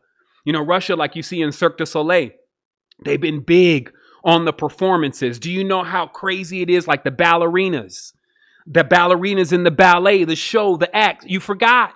You never knew. Russia was the ones who were originating all of that. And then they bought that system because they saw it to be very instrumental. And once a person started really liking an actor, if the actor said, vote for Stalin, then all of a sudden the person, because they're in that form, in that program, they go vote for Stalin. And they were like, this shit works. We're going to go everywhere and set up these industries, and that's how we're going to predominantly control the mind. And we're just going to get more creative and more creative at doing that. We're going to enlist these scientists, people who are actually the third and the fourth sons of the intelligentsia, the ones who actually have the educations but don't have any inheritance. We're going to put them over other places, and still they'll be higher where they go. You know, you go over there to Cameroon, Africa, you can be still as a lowly son, a king, because you can now colonize Cameroon. You see what I mean? And name it after yourself, just like the scientists. Oh, and name it after yourself. And then now you've done something to increase the family lineage. So what I'm saying is, if you were inside of that, you can see how all that's like, yes, I got a way to actually live up to something that I didn't do. And what they say, I can actually become an explorer. And you see, so that this is the prey. You see what I'm saying? And what they call this, there's a summary of all of this. It's called the white glove. And I told people about this a long time ago. It's called the white glove in Freemasonry. What that means is just this. Now, words like the Tetragrammaton and words like the Hallelujah actually have power attached to them. But see, the evil ones seem to have those words. They seem to even somehow use them in their songs. And then people would think, well, are those people related to those words and are bringing those energies in, and those energies are really belonging to those words? No. It's called the white glove. What they do is they open up a priory or a seminary. They bring in this unsuspecting lad. And now we're just talking about the spiritual affairs, not the business affairs. And that's why we know Freemasonry is divided into two sections. Spiritual side of things, business side of things, two totally different sides. So in the spiritual side of things, they get this adherent who is aspiring to actually go into illumination, right? He's all innocent. He's only thinking what he's read. And then they use him. They give him words. They give him different things to unlock stuff because they have all that knowledge, but they can't use it themselves. Remember, if they were using it with a crooked heart and with no ability to really assess completely its true power, it would not work. But they have this neophyte who's oblivious to what's really happening. And he's with all his heart singing this all night before, and then he makes contact. And because they still control him, they learn from that contact through him. It's called the white glove. Okay? So just be aware that everything has this workaround in the matrix. And the people who understand these laws of light and this knowledge and power actually know about these workarounds in order to get some of this stuff going on. So in conclusion here, now you have the entry of the Constantine Patriarchy, the theft of the Messiahship energetic metaphysical system. It's the theft of the Messiahship metaphysical system, because the Messiahship metaphysical system is actually designed in order for a person to realize how to raise their Kundalini, basically. How to know yourself. We've been talking about it for years. The diet, everything that you see with Ayurveda, everything that you see with acupuncture, and all that knowledge is all the Messiahship metaphysical activation system, okay? That's what the Bible in Orthodox religion removes. There's no discussion of chakras in the Bible. There's no discussion of food or diet in the Bible. There's no instructions of most of the stuff related to metaphysical power, like the energies. There's no instructions about spirituality or the study of spirits and what the spirits are capable of doing. There's no knowledge about even the water beyond intentions. You see what I mean? So that knowledge is designed to actually not be knowledge, but to actually appear as if it is knowledge, okay? So that's the play, is to bring in that system. That's called the Constantine Patriarchy. They rule by the sword. The sword is symbolic of dividing mothers from fathers, sisters, and brothers. But they're talking about that spiritually. It's going to happen physically if it happens spiritually, right? And the spiritual cutoff is you cannot talk to your son after you're dead. You cannot talk to your daughter after you're dead. You're cut off because you're praying to a false god. You've cut yourself off. The only God actually is your children. Your children are the synthesis of you, to be honest. And you're supposed to be worshiping them. And to be honest, people worship their children. You feed this thing on them. Feed this child all the time, right? You're feeding this child. You're taking care of this child. You're driving this child to school and you're doing all this. That's worship. Stop taking the actual term and putting it into something that they've given you from Hollywood. Worship is, hey, you got to go to school today? Did he hurt you? Is everything okay? That's worship. Okay, so that's because you're worshiping the synthesis of you when you're giving your child the right upbringing, right?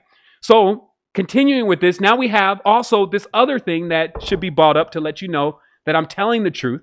You know, if it hasn't clicked in with you yet, just for the new members, I know those who've been here for a long time, they love this and they understand when there's another massive gem. So let's look at it really briefly. You see this? I'm just typing in here Stalin. Excuse me, one second. Lenin. Okay. Now, the image of Lenin, okay, that you're seeing,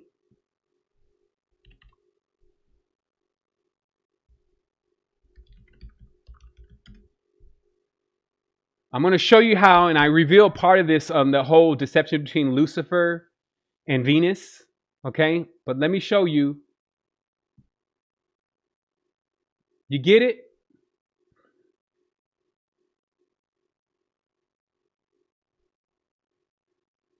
You get it? The modern picture, which is curated for us, that you would think of in your mind when you think of the devil, is actually a picture, one moment, of Stalin, okay? And that is done, or excuse me, Lenin, and that is done on purpose, okay? That's a part of that semantic, linguistic, visual programming. And it's because, remember I told you that there was an act that needed to take place of Lucifer being merged in with Venus. And let me find my recorder so I can make sure I'm still communicating with everybody, okay? So remember we talked about that. Okay, so what is lux? What is luxury? I'm about to show people what lux and luxury is in about a week, okay? Because I'm going to be so deep in luxury, which is nature, light, life, okay, that they're going to be probably jealous of my jewels and my gems of my life, okay? And all I got to do is be laying in the river and having a good time, and then people will really click for them that, yo, that's luxury. Laying on this free beach, taking in this free sun, getting some of this free ocean water and minerals in my free skin. You see what I mean? Only till I go jump in the car do I start paying again. That is lux. That is light. Okay, so this whole Lucifer thing, as we talked about before, is theft of the ancient mother. It's a theft of nature. Nature is really the light bearer. She bears luxury. She creates life. Okay?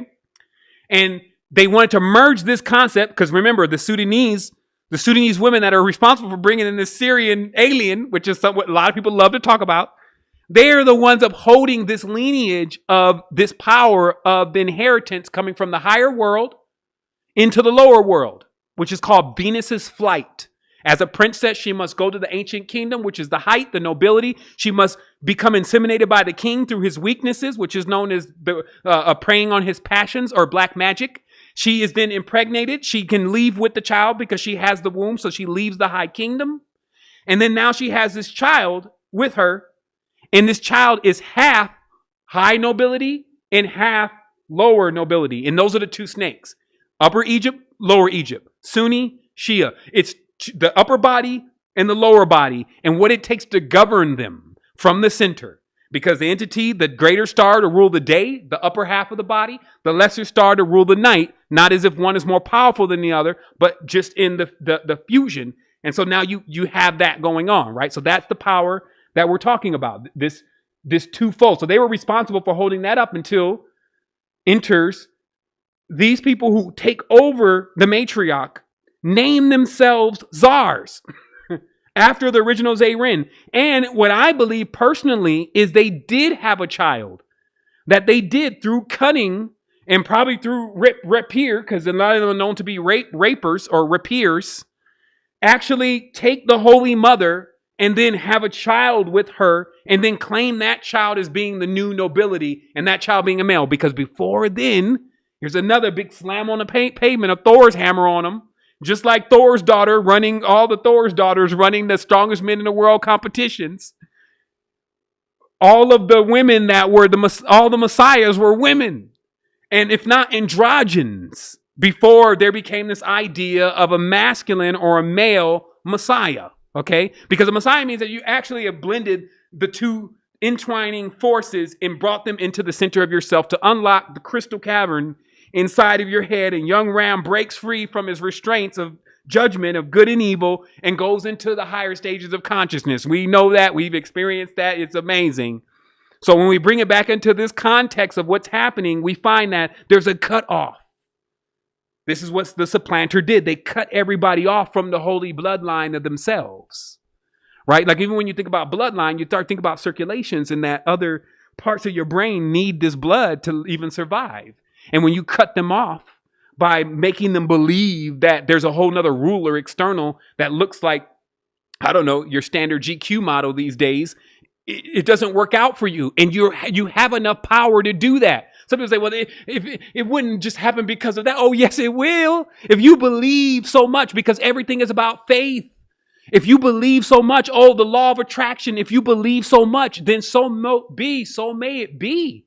And that's what happens if you cut yourself off. So that's what they did. That's what the sword did. They cut everybody off because they supplanted the empire. And because you know damn well that when you think about what can bring children into the world, it's only woman. And if you don't grasp that, meaning into the physical world, not into the world of the mind, okay? But if you don't grasp that, it's like, who are we even talking to? I'm talking to a fool. Can't you see that every day in your life? That the woman would be bringing forth life, so she's the real life bearer. And if you actually replace that system and put a male there, you get a barren society. And so that's why, as I said in the recent training that we've been holding in ambassador training, you get the corruption of this. So you get the corruption of the Saturnalian principle. So Saturn then becomes a male. Saturn then becomes barren. Saturn becomes bar. Everything becomes dry like a desert. Then you got these fake ass sheiks, when I'm really more interested in the Sheikah, with these turbans dressed like women, actually getting themselves impregnated now.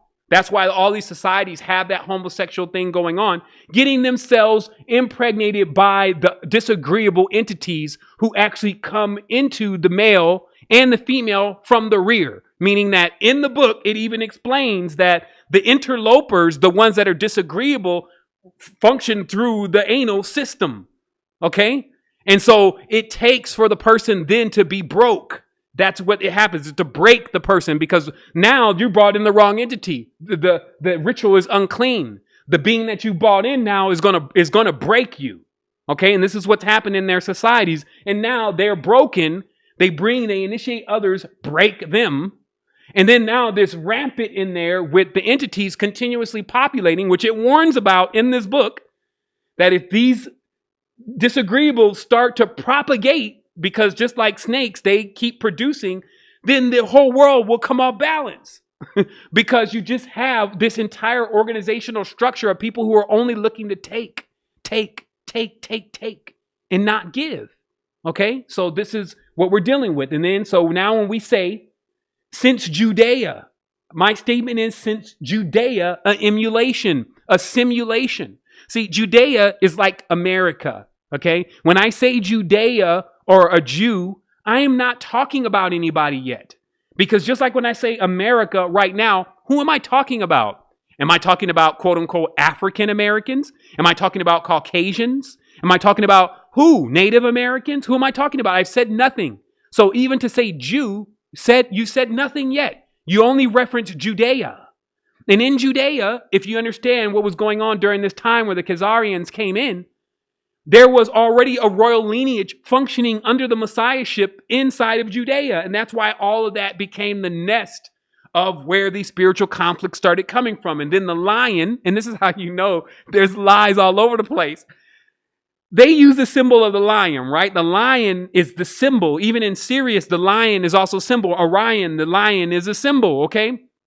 Now, you would have to be a fool and know nothing about nature at all to think that the male is the ruler of any lion-like structure. I'll pause on that for a minute. You would have to be a fool and not learned to think that the male lion is the ruler in a lion-like structure, or a canine, or what do you call it, the feline structure. Go look at it in nature. It's the female lion that goes and hunts. It's the female lion they're the ones running in the packs. So this is what you need to understand, that if they're emulating something, which they love to throw the lion of Britain, my ass, you're not the original lion. You're more like a dog. Like that's like a hybrid. But so the reality is that original lion was a lioness. As we know, the Sphinx, that's actually the one they dropped. It was a female lion. And that female lion is very symbolic because that feline, the pussy, if you may, the pussy cat, I'll just make it, G-rated. That's what all that is referring to. And you would have to be an idiot not to just read that in the semantics and put it all together. But yet we're dealing with idiots sometimes, meaning that it seems like that it's not clicking. And so this patriarch comes in. This is improper order. You can't produce life from the opposite component that actually produces the withdrawal of life. So what I'm saying is that if you model the society, if you reverse the society, it would turn from vegetation, and this is how it works metaphysically. It would be lush vegetation, and then that would turn into either one or two extremes, either extremely cold or extremely hot. This is what happens when you mess it up. So if you mess up the system for whatever reason, and that's what I'm saying, they're sabotaging our system and we're taking notes from them.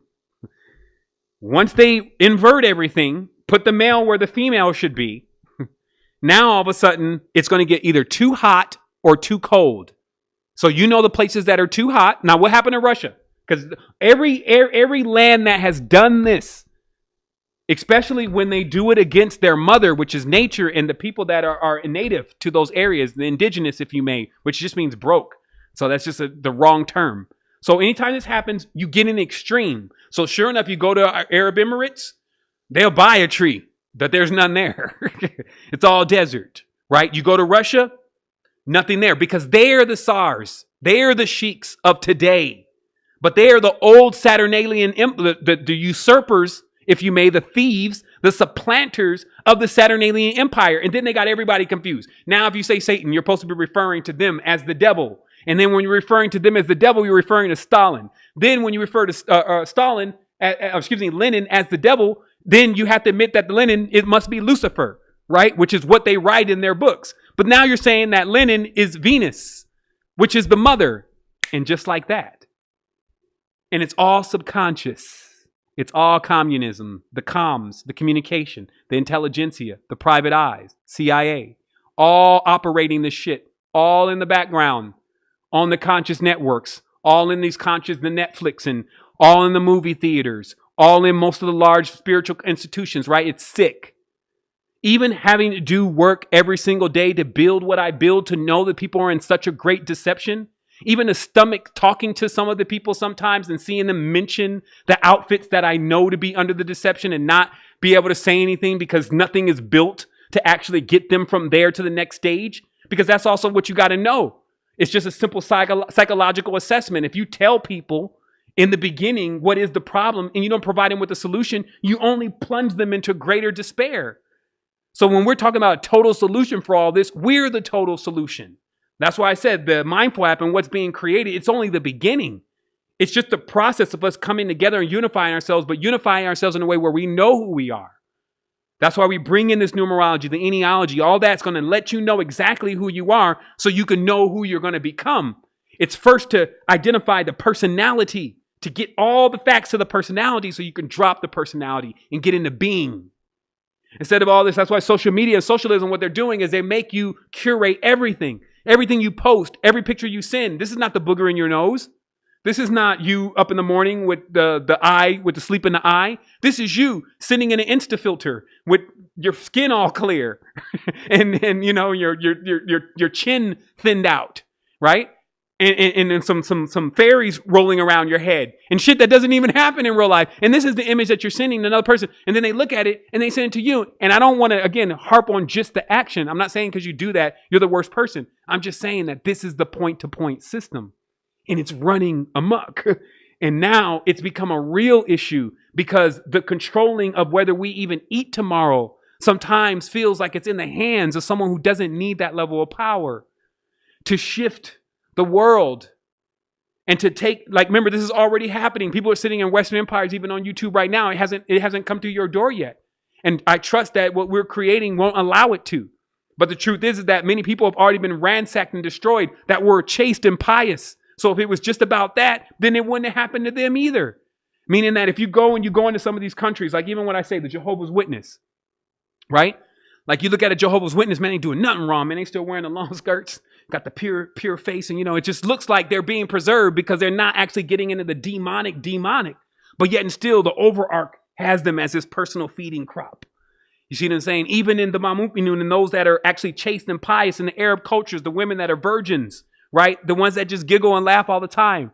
They've never seen anything wrong. No horror movies. That's Jadin. That's unkosher, if you may. That's not. And then they caught bombs. So if this was about us just being the most chaste and pious, and that was going to allow us to be released in a way in which we were happy when we came from it, when we left from this, and then we felt fulfilled, then it would have happened for them.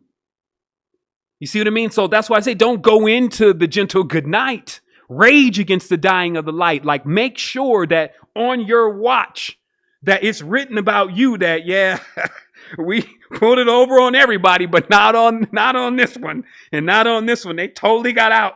And now they're looking like they're trying to get other people out. So let that be your story. So in conclusion here, we know about this infiltration. As I said, the identity forms are the eidolons. They're the private eyes. So be watchful around you and never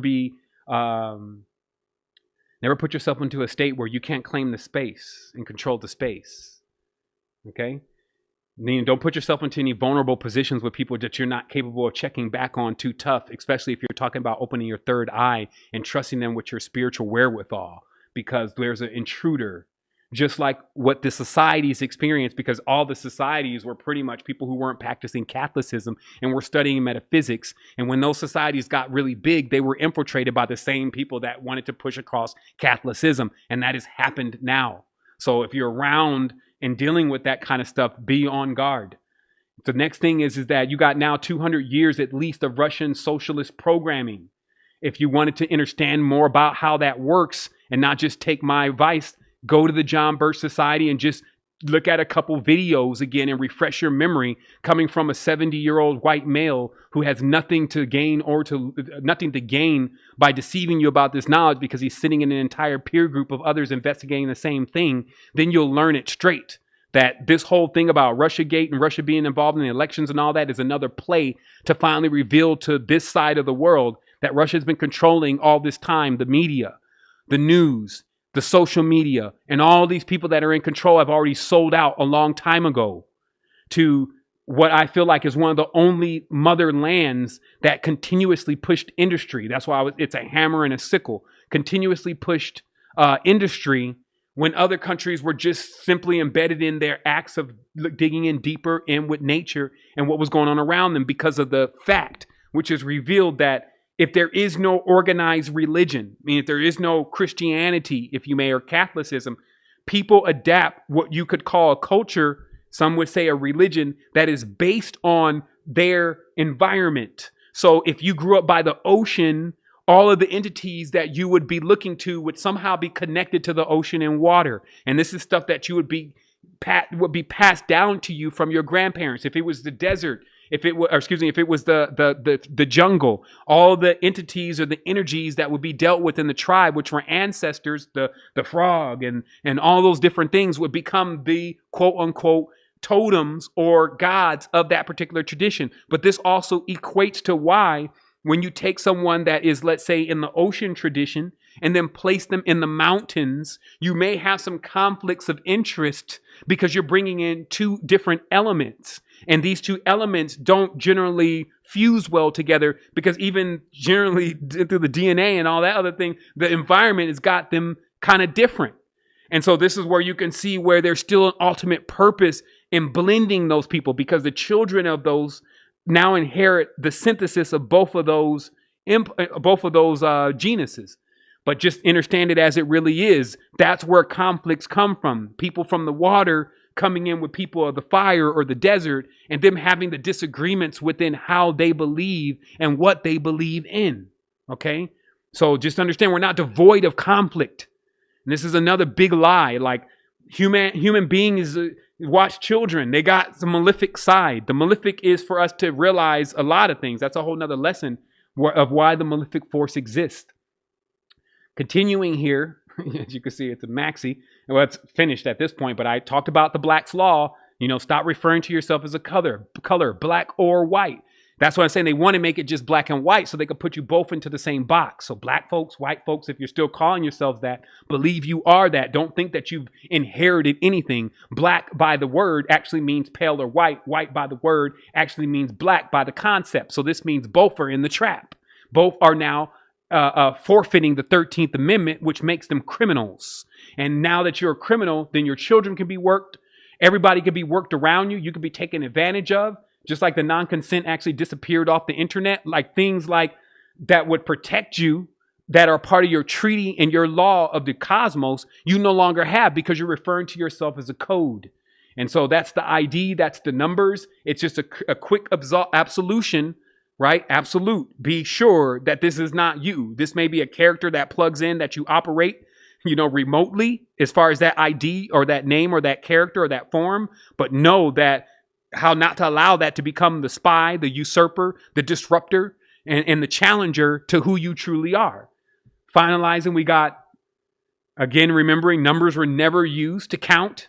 So there's a disrespect that's happening with the numbers, and it's so rampant. That's why this having a lot of money thing, having a lot of numbers, having a lot of likes is basically saying, let's water down their ancestors. Let's water down their archetype. Now your ancestor can only get you a pair of Nikes. Now your ancestor can only get you that bag of chips. Now your ancestor, the more you have of your ancestors, it'll just make more money for you. That's really what's being said when you refer to numbers as a way of counting. So again, do the adjustments for that psychologically and metaphysically within your consciousness to come out balanced.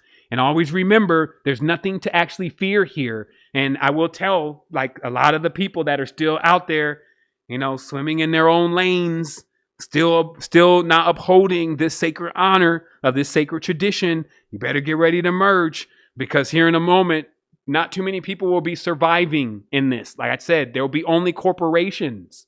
So we would at least need to have a faction that rolls in all of this, that was able to metaphysically hold the principles of just what is already displayed to us within something that has been living for billions of years proficiently. And we would need to have that as we're merging into the future. So we may not be on the team with Facebook. We may not be on the team with Google, or we may not even be on the team with the banking system. But by all means, if the kids are to survive, and if we're to continue to make this transition and enjoy the space that we're in, then we would just need to create our own. And always remember, if you build it, they will come. The reason why you see so much stupidity going on is because so far, these people have been the only ones that have been capable of communicating enough in their own motivations to actually develop something till completion that's not just about them. Notice how, well, it is just about them, but in front of everybody, it doesn't seem that way. So like the eBays, eBay doesn't post any items on eBay. You post items on eBay. Etsy doesn't post any items on Etsy. Facebook doesn't post items on Facebook beyond its advertisements. YouTube is not making any videos in-house. They use other people to do that. They've given other people the platform, and that's because they know one thing: build modular. Build something that other people can give input, because people will come there just to see them. We talked about it before, that communication. Remember, you used to pay, or your parents used to pay at least hundreds of dollars for long distance bills. Okay. Just to communicate with your uncle in Mexico or your aunt in Africa, it would cost hundreds of dollars, and you'd be like on the line feeling that. Now you can make those calls and you can make those connections for free. So it's that mostly that people are still interested in with social media. It's the communication, and people don't want to go to any other system where they're going to have to pay to communicate. They could do it for just free. So they've gotten used to communicating in this way. And then likewise, it's the gift and the curse, where you can connect with a person thousands of miles away from another country and really develop a sort of a bond with them.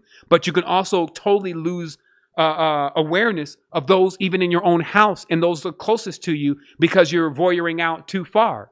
So this is why systems have to be created that actually bring people into the physical. And that's exactly what we have within what we're developing. So lastly, for those that may be prone to fear and wondering what's all going to happen here, remember, the weaker the body gets, the stronger the spirit becomes. By fact. You may want to keep those balanced to enjoy the best of both worlds. But if something happens, it only means that the body will actually lose strength completely, i.e. die. And the spirit will be able to go forward freely.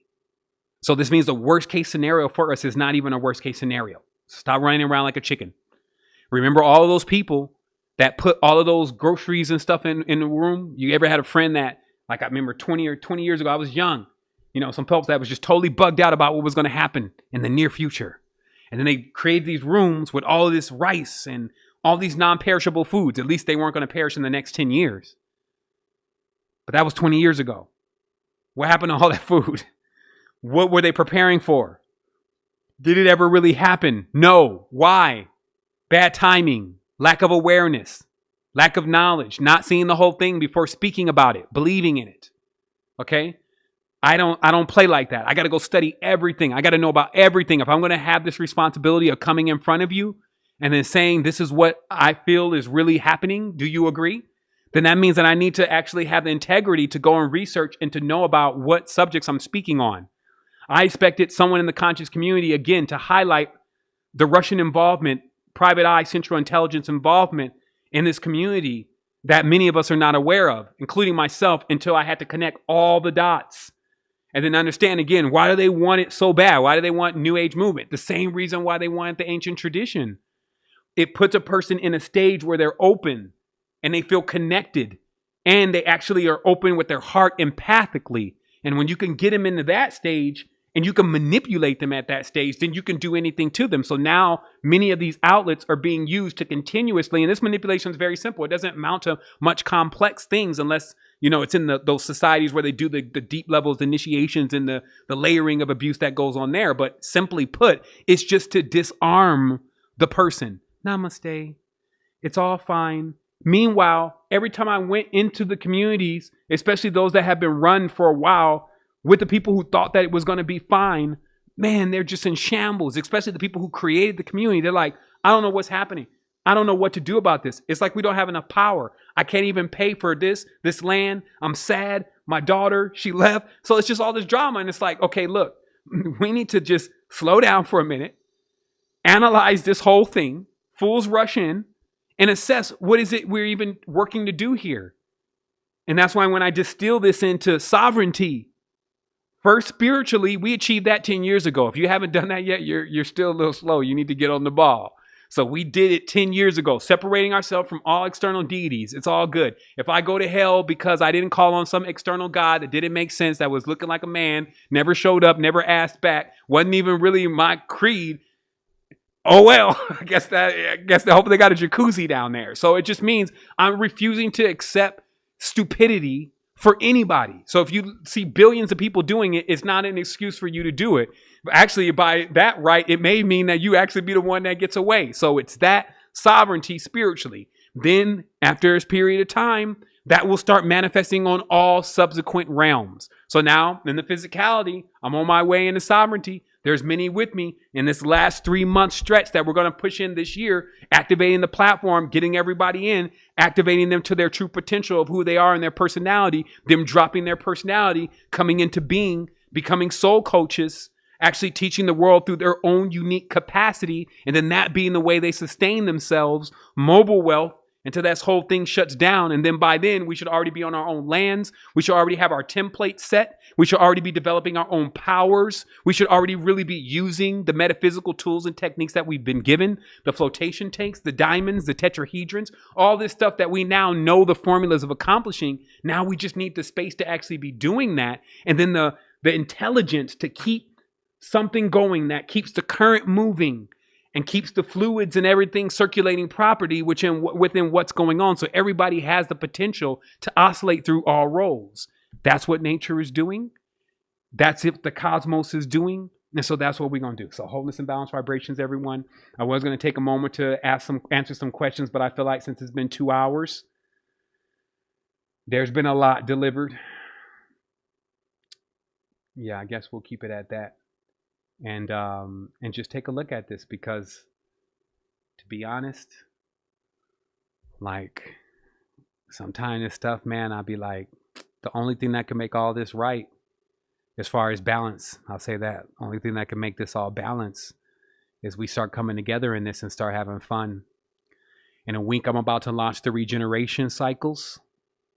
This is because I've definitely been in the grinder for at least 2 years personally, working 16-hour days at minimum, to make this vision happen. And it's amazing for me to be sitting probably about 1 week out from heavy levels of work.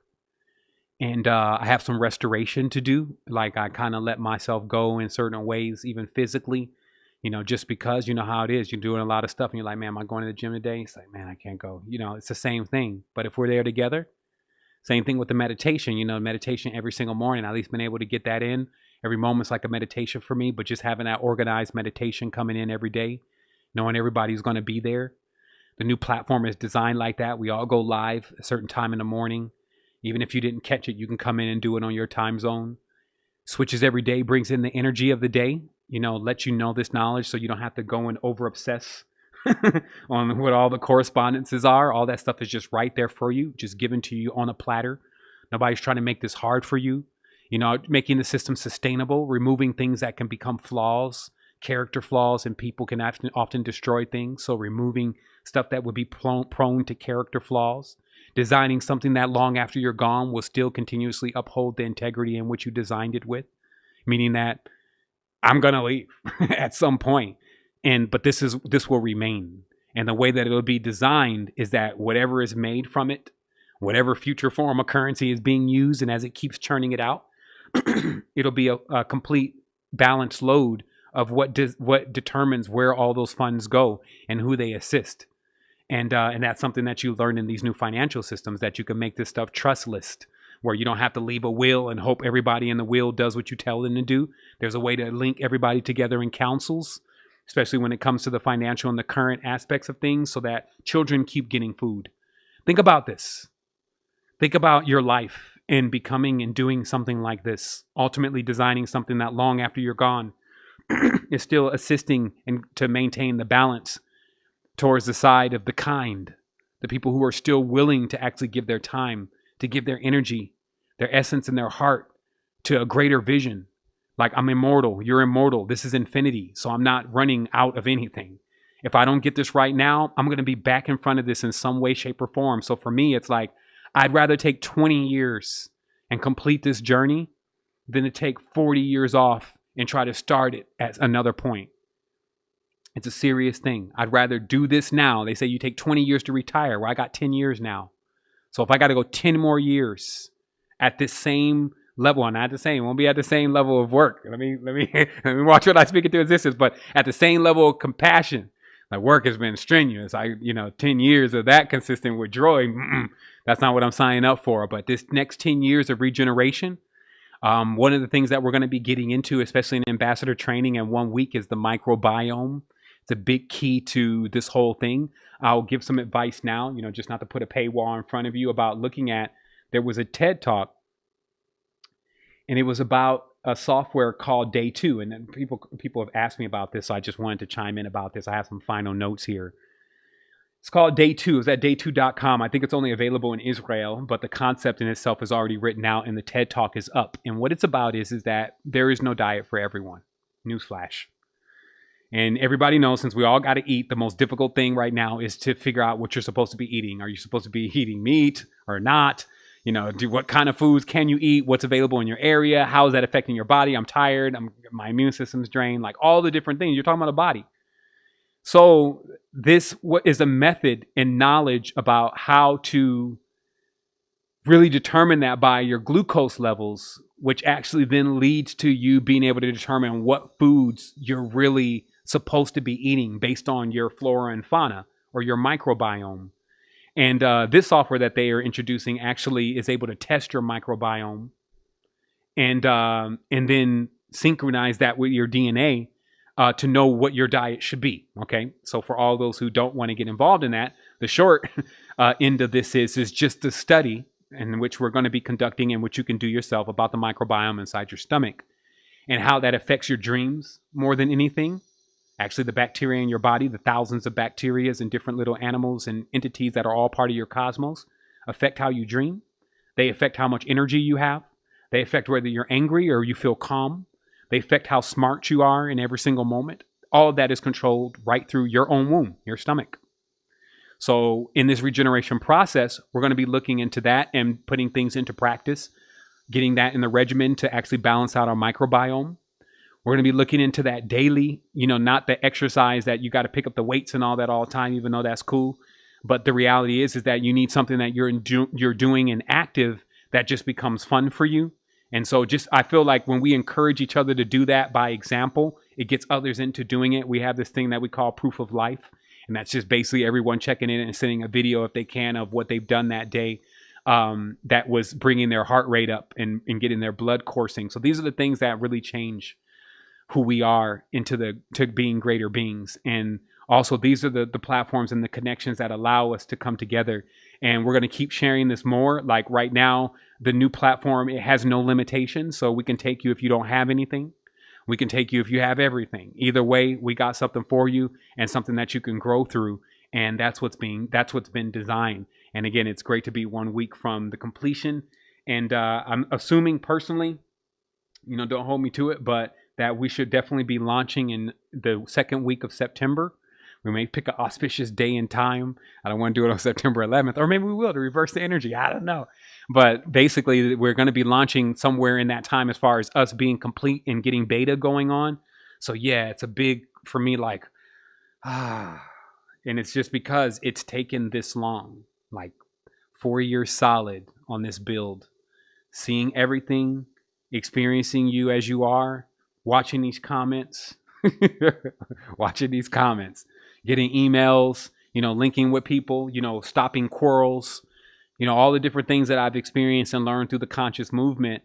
I just took the best of all of that and what could actually be done and could be conceived. And I fired it into this last integration. And I feel like that based on what's happening in the world today, especially with the timing, that this will work. Because people will see this as an alternative in a time that there's actually few, if any, alternatives. And, like it's easy to throw up a landing page, like with some of these conscious sites, as I say, they're just landing pages. It's easy to take somebody's money for a course, but did that course really teach them who they were? And can you actually give them that knowledge actually without any money being required from them? And that somehow that knowledge would allow them to create money. That would sound great. Can we put our minds to that? That's what I did. I realized that a person's currency, their actual money, is tied up in how many constrictions they have within their own consciousness. How can they even make money? They're making money in a way that's not karma free. They're heaping on more debt on themselves. So they just feel like they're in debt. So I seen this from a metaphysical level, and I started putting in the metaphysical solution. So when you're with us, when you're generating current, that current is karma free. Everything that's being done within the network is actually uplifting everybody within it. So when you plant that seed, when you receive those seeds, those commissions, those ohms, whatever, and then you plant them again, they actually grow into being something because nobody's here predatory trying to make you do anything.